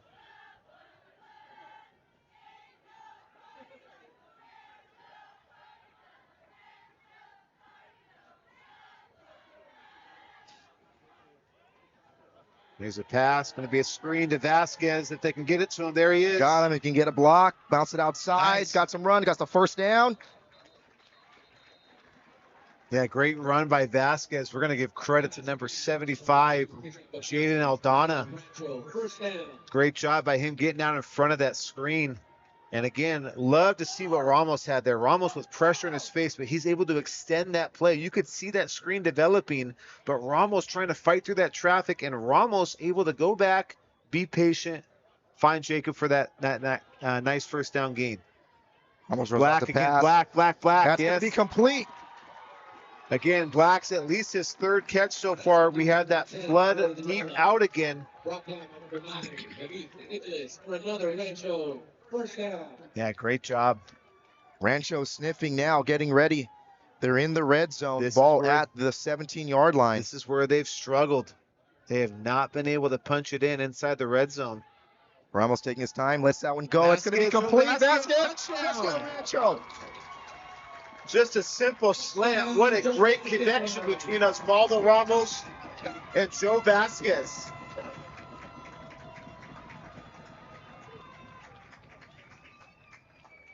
Yeah, Rancho on the move here again, using that momentum. quicker tempo on this. Just a simple slant from Joe Vasquez. And notice Ramos was just comfortable in the pocket right there. Just cool, collected, took his time, and made that throw. Extra points all important now. Again, 13-6. Ooh. Close. Up and good, though. So Rancho on the board. 3 minutes and 5 seconds left to go here into the third quarter. 13-7 Oilers. You are tuned in to GGUSD Athletics High School Football, the CIF Southern Section Ford Football Division 13 playoffs. David Moore here alongside GGUSD District Athletic Director Dave Mamali. Finally, Rancho took them, let's do the math, 24 plus 9, 34 minutes. 34 minutes to get on the board, 33, something like that. You're going to have to do the math. I am multitasking We'll say here. took almost 3 quarters, how about that, to get on the board. Their defense has come up with 2 huge stops here on the Oilers' first 2 drives of the third quarter, looking to do more of the same here. I have to say the Montebello faithful traveled really well. They've actually traveled more than a lot of the local schools. Definitely traveled better than Loera, and Loera's about 2 miles down Euclid. So shout out to the Oiler faithful who are here in the stadium and everyone tuned in online right now. Let's get this stream to 1,000 views. We're at 842, so go ahead and share the link out to everyone you know. We've got a ball game here, folks. That ball, just rolled out of bounds. It's going to be a flag on the play.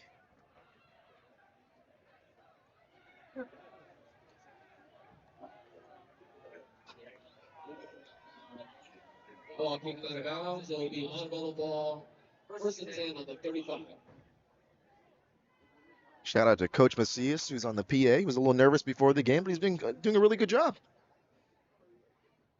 Yeah, he got bamboozled. He's got to do all the CIF announcements too. So they're not easy. There's a lot to memorize. There is a lot. There is a lot of them there. There's things that you have to hit on when you're working with CIF. Or else they're going to send the Raising Cane's employees after you. False start.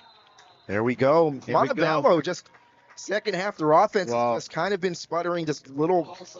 Yeah, momentum is all with Rancho right now for sure. Curiel in the game at quarterback though.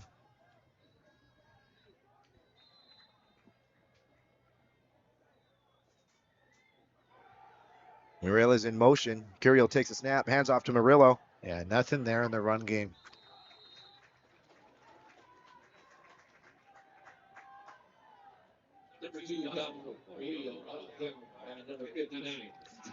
Gain of maybe 1 or 2 on the play. It brings up 2nd and 13 here for the Oilers.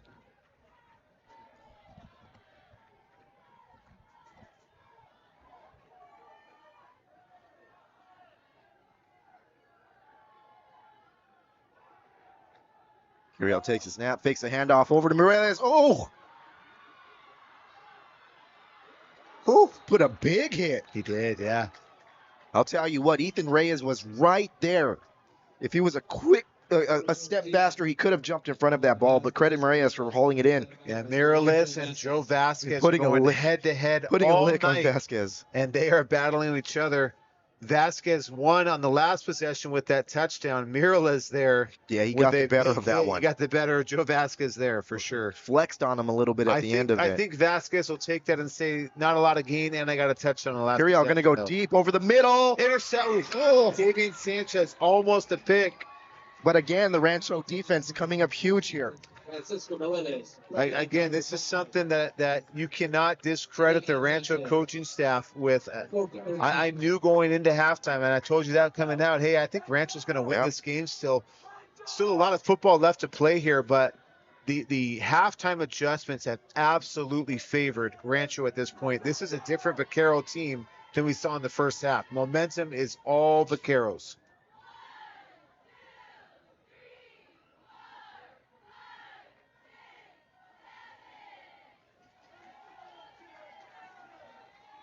High snap. Close. Oh! Vasquez going to let this one go. Long roll. That's a good roll for the Oilers. All the way inside the Rancho 20-yard line. So that's a lot of field ahead of them. Yeah, again, I hate seeing that. You add that up over the course of a game, 10 yards here, 15 yards there, 20 yards there, 5 yards, and you're getting close to half a field of a field position. You know, you blink your eyes, and just like that, there's 2 minutes left here in the third quarter.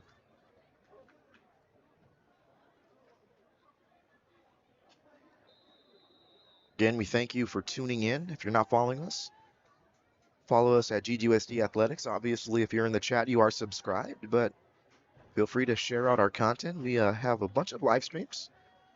Got Mr. Nurk in the chat, friend of the stream. Oh, wow. Los Amigos principal. Should get him calling in, right? Yeah, there we go. Yeah. Ramos rolls out to his left or his right. Yeah, Zach Black again. Black's been the key guy here in the second half. And again, it's just a simple route. It's just a flood concept where they have a shallow out, they have a deep out, and they have a fade on the outside, and they're just rolling there. And I'm impressed. Again, Zach Black, at least 4 catches tonight. I keep saying that because those are all that I can remember. But and Rancho big with the part of this game with the high tempo here. Now Vasquez around the right side. Yeah, both teams are doing a great job defensively against the run. The running game is not there for either team. If Rancho wants to get back into this, I think they're going to have to do it with the passing game.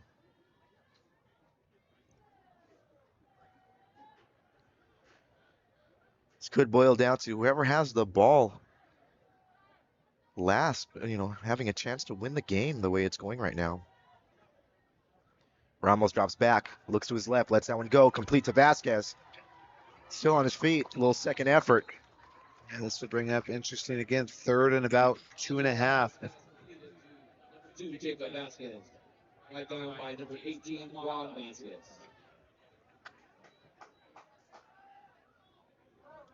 Clock running here. By the time this play is run, there's going to be less than a minute to go here in the third quarter. Little hard count, didn't work there. Rancho taking their time on this play call. Hand off to Vasquez. Where's the forward progress? They gave it to him. Whoa. Montebello had guys on him right away, but he was able to give that second effort. Yeah, second effort was key there. And again, this is going to be a first down. Clock stops. Another Rancho first down.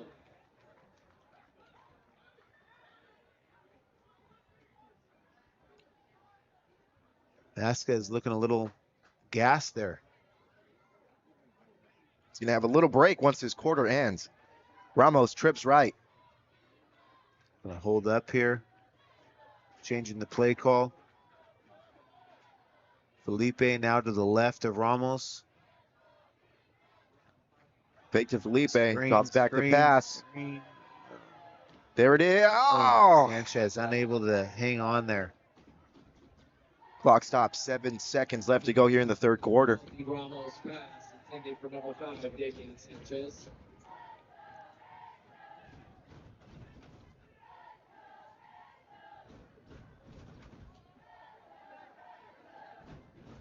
Cheerleaders getting this Rancho crowd fired up here. Should be the last play of the third quarter. Ramos, 4 wide receivers, takes the snap, fakes the hands off, there it rolls is. out to his right, lets that one go. It's going to be, oh my gosh. goodness. That is at least the 4th drop for Rancho tonight.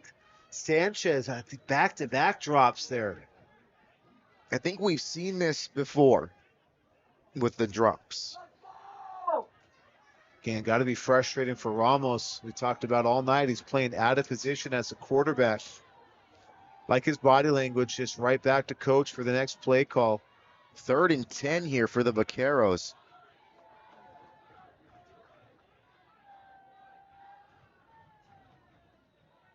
Yeah, they're taking a long time to get this play in again. Referee, back judge has his they hand got to up. get going. I don't know. Well, they're going to have their 5. They got a Ooh, lot got it. there. Ramos rolls out. They're going to try and do it again. Joe Vasquez a little long. Nice catch. Oh, my goodness. So again, That's the end of the third quarter. They had a substitution there. We'll take another look here. So Zach Black is now the deep receiver, and Joe Vasquez taking that deep out route Davian Sanchez was the shallow out route here, but still that same flood concept. And you're seeing Joe Vasquez. This ball sailed a little bit on Ramos.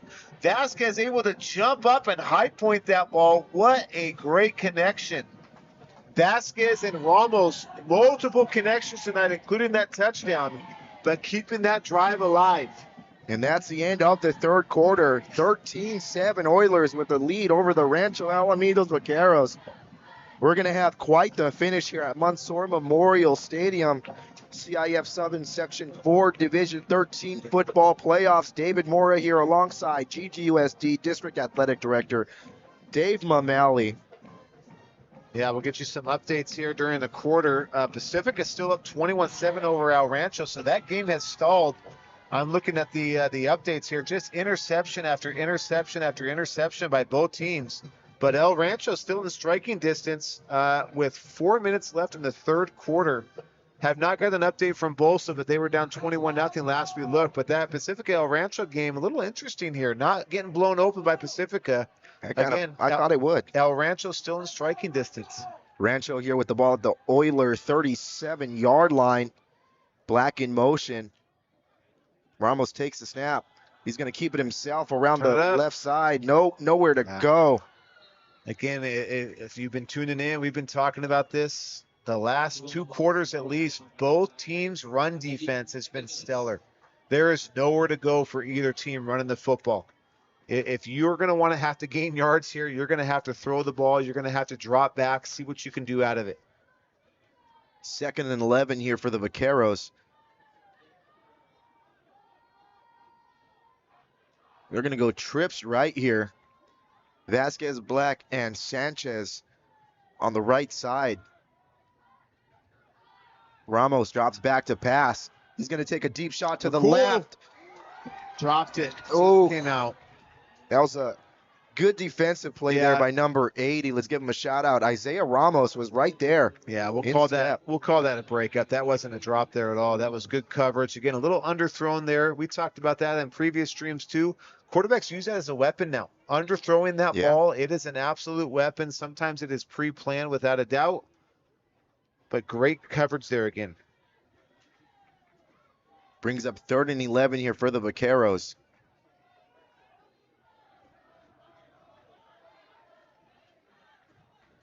This game getting really exciting now.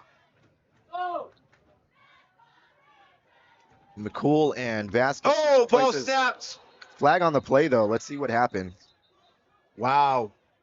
Rancho lucks out because they called a false start. So that's going to back them up 5 yards, but the Vaqueros were not ready for that snap. If they don't have that false start, there's a chance that Montebello covers that up or that it ends up being a 10 or 12-yard loss. And again, not what you want to see if you're Rancho, because you have had all momentum here in the second half. And now here you are almost back to midfield, stalling on a 3rd and 16. Ball's deep to McCool. They got McCool open.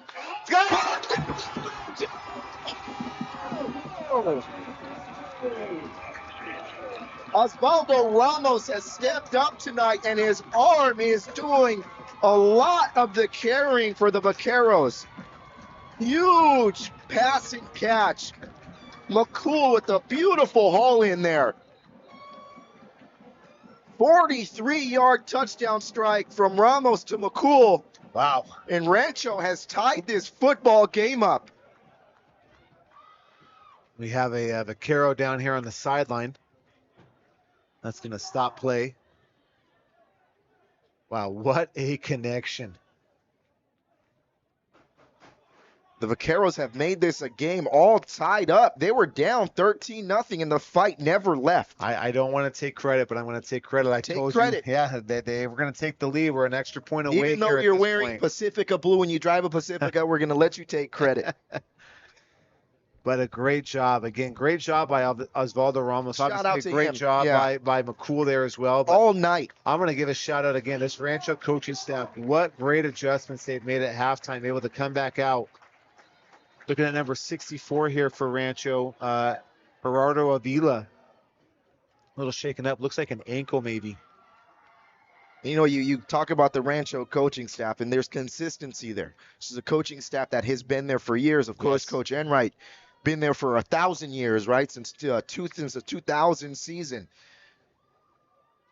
Looking to make another run here with the Vaqueros and see if they can take the lead. The PAT is up. PAT is good. So Rancho has taken the lead here at Montebello Stadium, 14-13. Again, tell people that we've got football here. CIF Southern Section Ford Football Playoffs, Division 13. We've got a barn burner. It's going to go down to the end of the game. Montebello's not going away. The Vaqueros aren't going away. This is going to be a very good finish here at Garden Grove High School. We're in the fourth quarter. 11 minutes and 5 seconds left to go. Plenty of football left to be played here. Plenty of exciting football left to be played. So make sure you share out that link to everybody you know. Let's get people right here into this stream watching this go down. Number 8, Sebastian Rodriguez with the turn as well. Take a minute.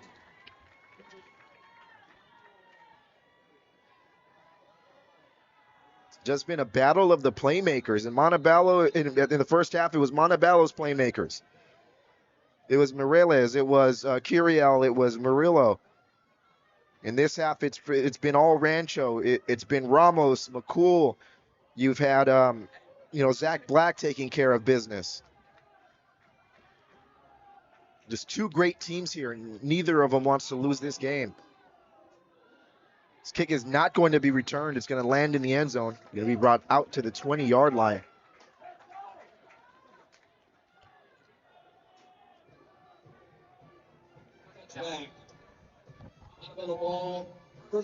You know, we've seen Coach Gonzalez call a bunch of crazy plays. It might take one of those to get Montebello rocking and rolling on this drive. I would definitely not count the Oilers out at all. I know he's got some tricks up his sleeve. We've got Curiel in here. He's got 4 wide receivers. Well, they got a good three-headed monster between Curiel and Murillo and Mireles. And yeah. Speaking of, looks like they're going to go over to the left side. Oh! He caught that. That was a nice haul in there by number 12. Let's give him a shout out. Jared Gomez. Beautiful job to hold on to that as he got hit. And that might be what it takes. It might take someone who we haven't called tonight to step up for the Oilers. Murillo gets met in the backfield. Ethan Reyes, go figure, hits him right as he gets the football. Reyes. 13. I'm going to queue up that replay just in case you want to share it later, Dave. Get back to play here. 4 wide receivers for Curiel. Takes a snap, drops back, looks to his left. He's going to let that go over the middle. Dangerous, incomplete. 3rd and 13 now for the Oilers. 3rd and 13.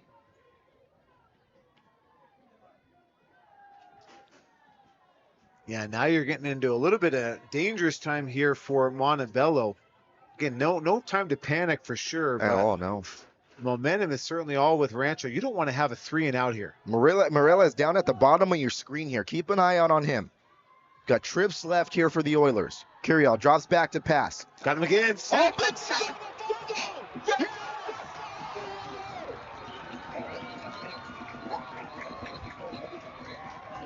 Wow, the momentum is 100%. Sumani Lafale. And he's Hold on, wait, Dave. Let me see. Sumani Lafale Atuatasi. okay. He got the fumble recovery. Let's see who got the sack here. Big hit. Number 31 got the hit. Jaden Lamb Sam. Wow.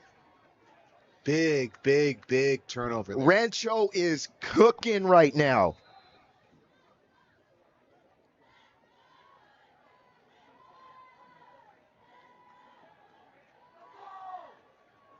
Momentum is a bright green right now. Let's see if Rancho can cash in here. We're going to have looks like a timeout.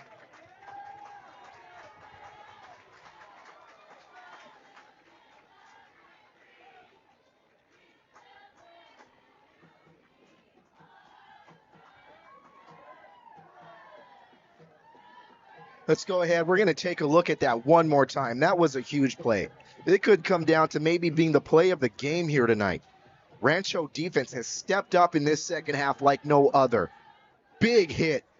It looked like he was unblocked.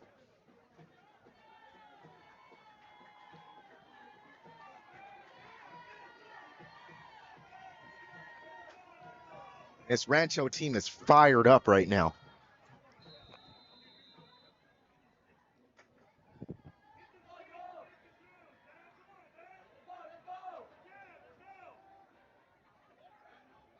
Got trips right here for Ramos. He's got Vasquez in the backfield with him.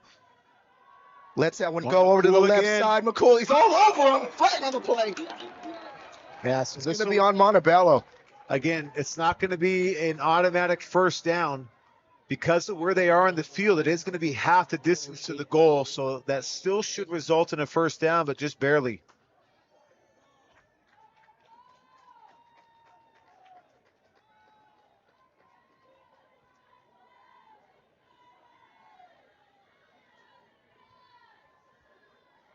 It was a first down, so it's going to be first down either way. But it might be like a 1st and 1, right? I think I think their distance is going to get them. I think it's going to be first, and I think it's still going to be 10. So I don't think it's going to be 1st and goal. Distance to the goal. First down. I mean, like a 1st and 5. No, they're gonna keep going. That's Are too they? short. Yeah. I think it's going to be 1st and 10. Yeah, Just outside. 1st and about 10 and a half. it is. Yeah, so 1st and 10. Yep. And again, they're going to go to about the half-yard line, like you said.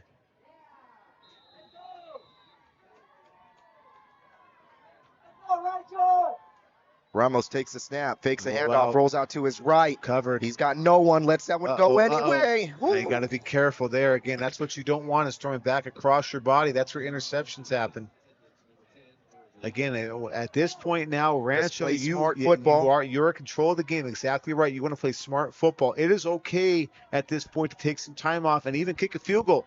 Even if you miss it, you flip the field. Correct. The field goal at that point, you're guaranteeing that Montebello now needs a touchdown. You're putting it into a more than a field goal game. That's what you want. You got to take care of the football here.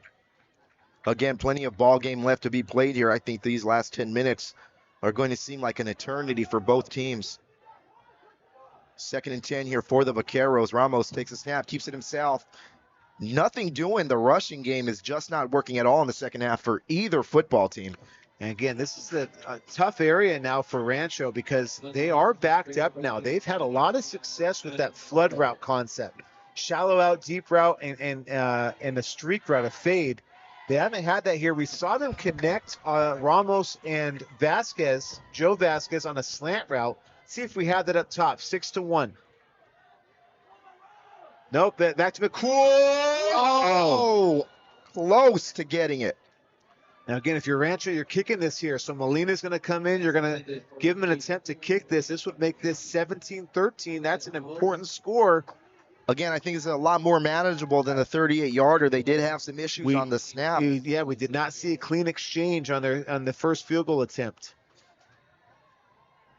Again, you were having Sanchez. Davian Sanchez is the holder here. This is going to end up being 26-yard attempts. Did he get it? He got it. He did. Good, yeah. So 26-yard field goal is good by Jacob Molina.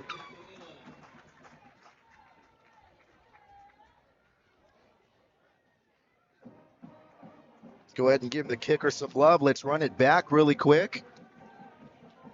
It's not the prettiest of kicks, but it went through the uprights, and by golly gee, that's all that matters. All kicks that go through the upright are pretty. Yeah. That's right down the middle. There we go. Got a ball game here. Rancho 17.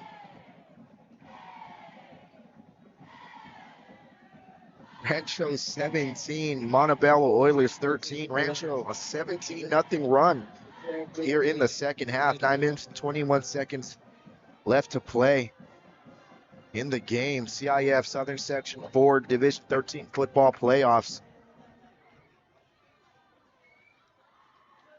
Shout out to everyone tuned into the screen. We got it over 1,000. Let's run it up. Let's keep it going.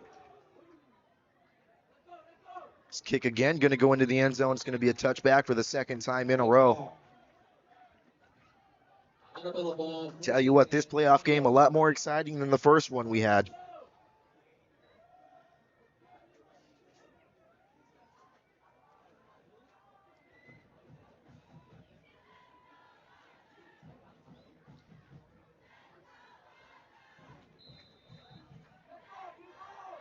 Here we go, Montebello, 1st and 10 from their own 20-yard line. Again, plenty of football left to be played, but they do have to score a touchdown to take the lead. Again, quick strike ability by the Oilers. Hand off to Murillo. Number 9, one more time. Ethan Reyes meets Murillo in the backfield for a loss of about 1 yard on the play. Again, I understand both coaching staffs wanted to be balanced. They want to have balance between run and pass, but the run is not there. You've got to spread this out and throw. Both teams have found success with that. You can't back yourself up here continuing to try to Murillo run. again. Better gain on that play. Gain of about 6 yards. I like Montebello wanting to go and put it in the hands of their playmakers.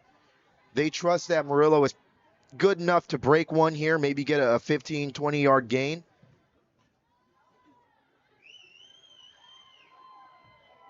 It's probably going to be a run one more time.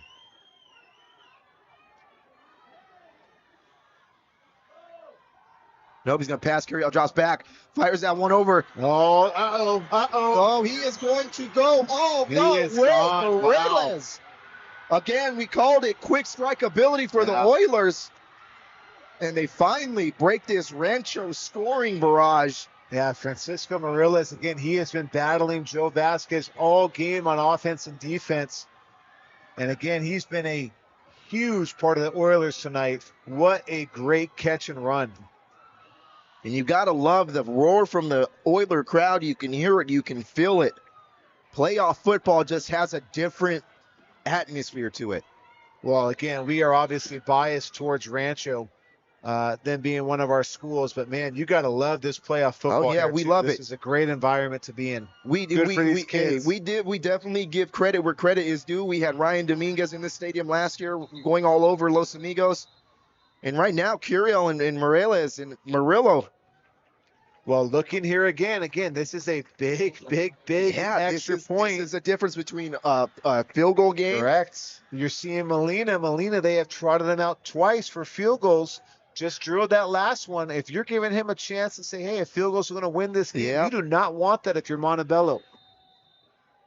Now they move back a little bit farther. They had issues on their last PAT, obviously, why they can only get 20 points here. Oh, high snap right to him. Oh, great tackle, Davian Sanchez. Wow. So, again, that extra point, second extra point missed in a row. Huge. Of course, if you're Rancho, you want the touchdown. But you don't have to go for the touchdown.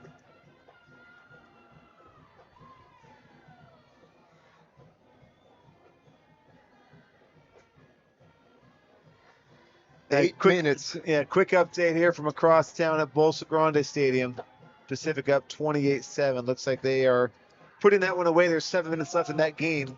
So Pacifica looks like they are going to move on to the second round. We're hoping that Rancho's able to do that here as well, too. Whatever the case, we've got a good finish on tap here. Both teams with just, airmail touchdowns here. 8 minutes left to go here in the fourth quarter.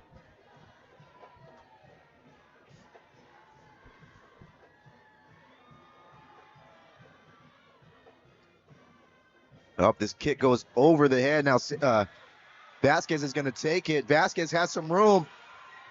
Vasquez still on his feet, gets to about the 26-yard line before he's finally taken down. 12, Jared Gomez.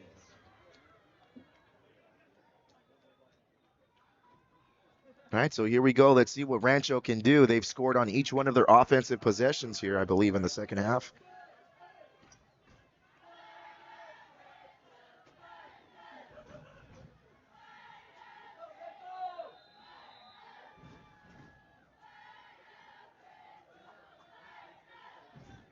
He marked the ball at the Rancho 29-yard line.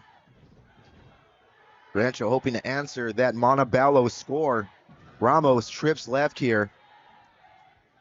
Takes the snap. Hands off to Vasquez. Vasquez with a little bit better of a gain here. Gain of about 6 yards.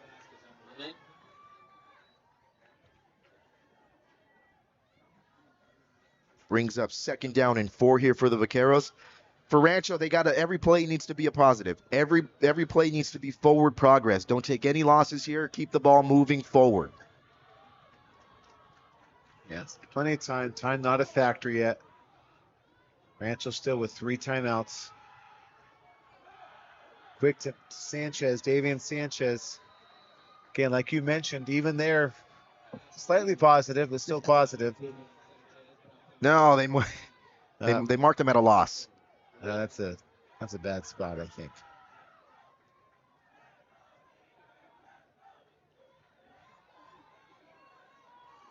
Yeah, I don't think this is the part of the field where this is going to be 2-down territory. Nope.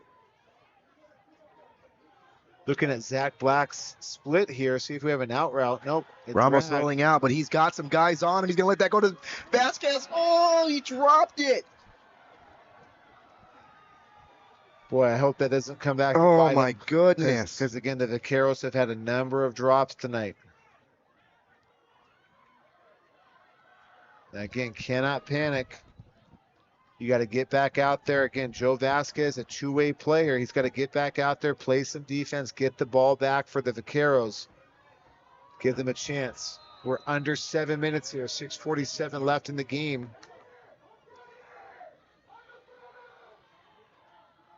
Good snap. Punt is down. Morella is wrapped up and taken down almost immediately. Montebello going to start with this ball at their own 41-yard line. But again, good starting field position. Yep. Not really flipping the field there either. Rancho now, even if they get that ball back, they're going to have to drive the length of the field at this point. So great starting position here for Montebello.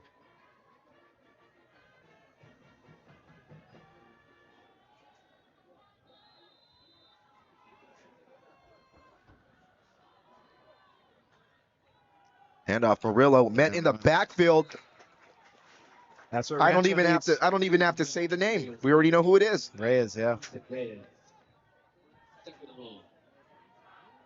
again, if you're Rancho, you want Montebello, keep running the ball. Yeah. Keep running the ball. Reyes trying to get the crowd pumped up here.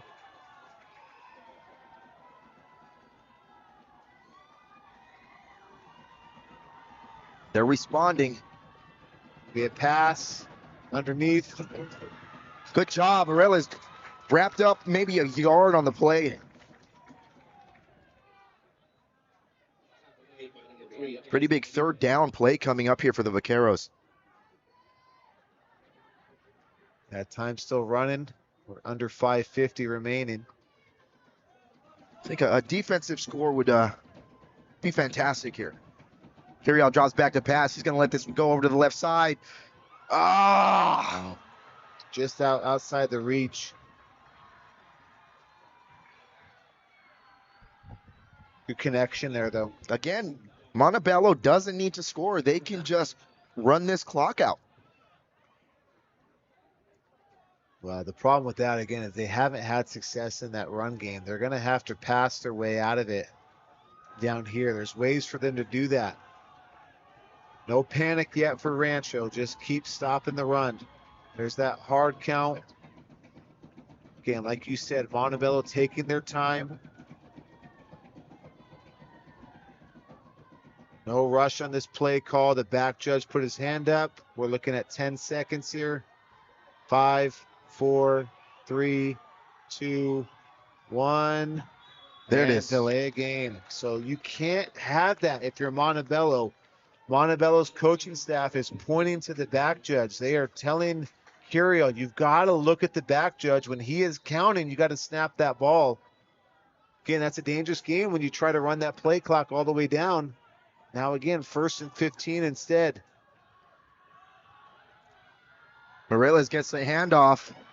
Going to be a hold. This is going to be brought back.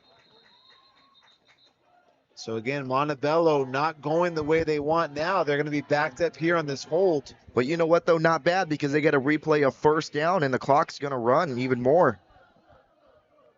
It's almost a benefit to get penalties at this point if they're just going to keep replaying the downs. Oh, that looked like they're going to take him back. So not a hold there. I think that was illegal shift if I saw him correctly. So yeah, they're going to take them back. They're going to replay that down after the yardage here. But again, if you're Coach Enright, that's what you want. Back them up as much as you can. The problem not taking it down at this point is clock is still running. Yeah. Hoping to maybe get them to drop back and get another big sack, maybe another fumble. Just going to give the ball to Murillo. That's a hold. He's got some room. Oh, that's another a big one. hold, yeah. But again, it just benefits Montebello to continue to do this.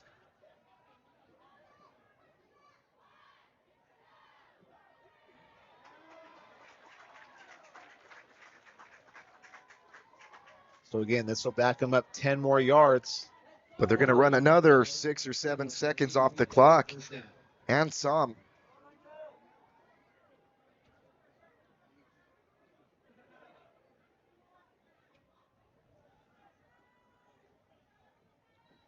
It's going to be a first and forever here.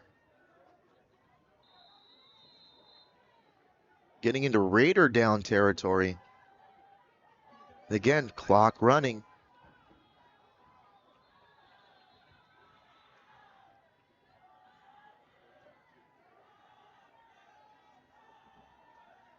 Referees are going to talk something over.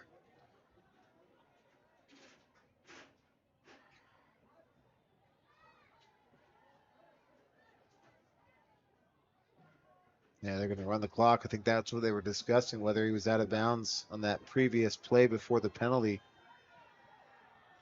1st and 30 for the Oilers from their own 36-yard line. They're going to give it to Murillo. Oh, still going. Finally, 2nd down here. Big gain on the play, though. You do end up with a final. Bolsa Grande lost 21-0, so their season is done. Ontario advances. Shout out to the Matadors. First time in school history that they made the playoffs 4 years in a row. That senior class really changed the culture over there on Westminster. Murillo again gets taken down in the backfield. Yeah, timeout by now. Anthony Valenzuela. Coach Enright, and there it is, timeout. Now again, you're stopping it here on 3rd down. Conventional wisdom tells you that Montebello is going to pass on this play. Yep. So if you're Rancho, you're hoping that you're getting that ball back north of 3 minutes left in this game with 2 timeouts. Again, remember, Rancho only needs a field goal to win this game. Imagine if it came down to. Well, and Rancho has had a hard time in the red zone. So once they get down to that red zone, it's not touchdown or bust.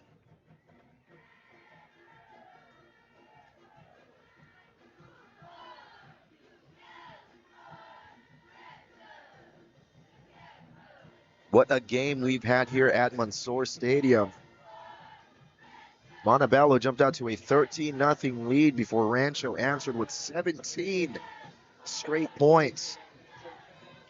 Before a Curiel to Moreles connection gave the Oilers the lead right back. And here we are.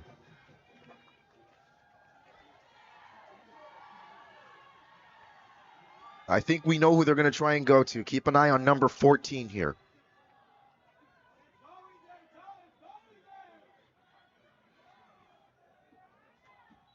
Yeah, they're just going to run it. They're going to play the clock.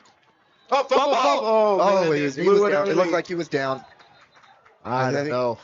They blew it early, though, but that's going to run the clock. Again, interesting. Is Coach Enright going to take a timeout or let this clock run? Let's go ahead and let's take a look at that real quick.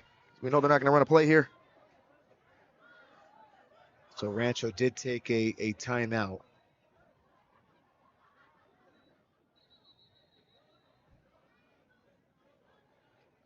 Yeah, to be honest, I think that ball was coming out.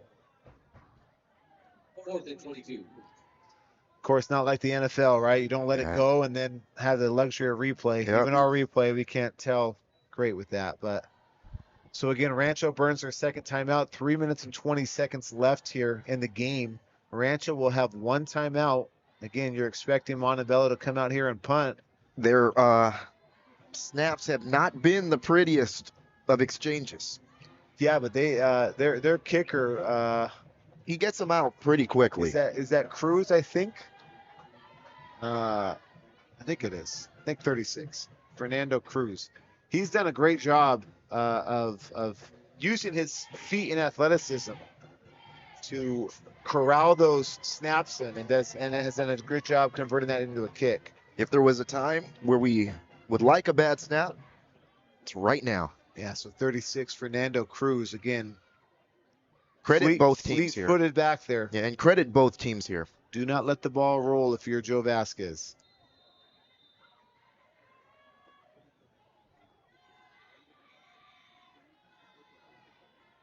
High snap. Oh, there it is. Too excited. And again, good. Oh, Joe. Oh, Joe. No, Joe. Oh, man. That when I thought that snap was over the head for one, wrong on that, and I thought Joe was going to get the that's wrong on that. So, boy, that is a killer. This is at the 1 yard line. They're going to make them earn it. They are going to really make them earn it. This is... The question is, do you believe in Ozzy Ramos? I believe in Ozzy Ramos. Yeah, this will be tough. Again, Rancho has had success in this game between Ramos and McCool, especially going deep. They've had some deep looks, so keep an eye on number 4, Aiden McCool. Right now, he's on the far side of the field.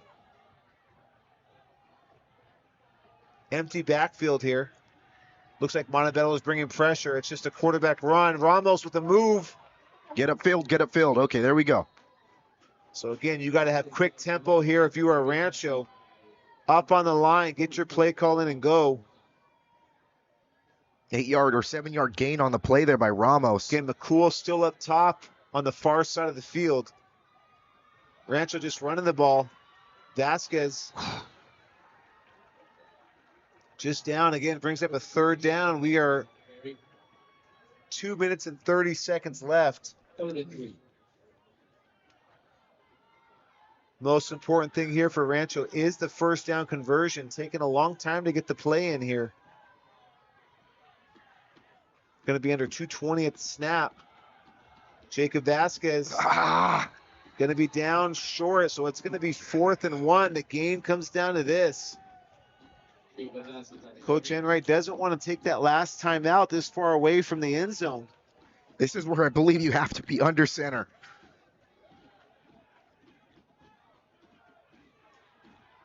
Hard count.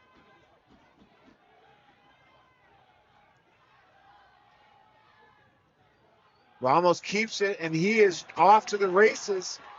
Good move. Hold on to the football. First down, Rancho. Clock will stop on that first down. Rancho's got to be up. Again, one timeout left. They got to have their play call ready now. Minute 44 seconds. The clock is going to start, though. 1st and 10 for the Vaqueros from their own 29-yard line. 19-17 Oilers. 4th quarter. Ramos drops back to pass. Has some pressure. Oh, picked off.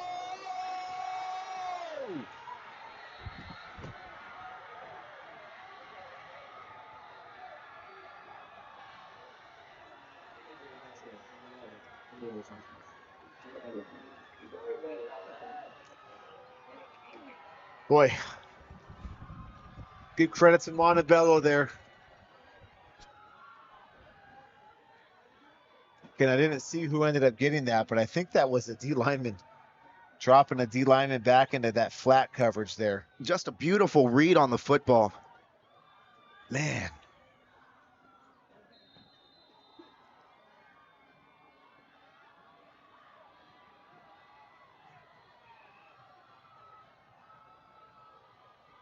Yep, so it looks like they are in their version of victory formation. We have a flag here. The referee is counting players, I think.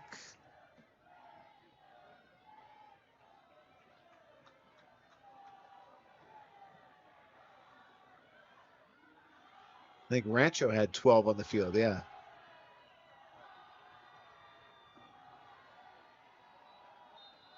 Yeah, so Rancho with 12 men on the field. Again, I think you're going to see the victory formation here. They can run this out even with an end right timeout. I don't think they'll take it.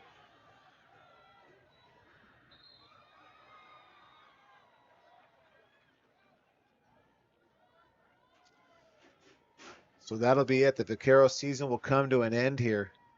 Great job by Rancho. Again, securing second place with their great victory over Ocean View last week. Yeah, and a young team. They should be back next year, should be stronger. But man, we got to stop letting these San Gabriel Valley teams come to Munson Stadium. Yeah. And leave with victories. Got to play at Bolsa next time we get one of these. Yeah. But congratulations to Montebello. Hard-fought victory. They stayed in it. They're going to move on to the second round of the CIF Southern Section Ford Football Playoffs. Yeah, congratulations again, Montebello Oilers. Good luck to you guys in the next round. Good game. Until next time, we don't know when that's going to be, but thank you for tuning in, everybody.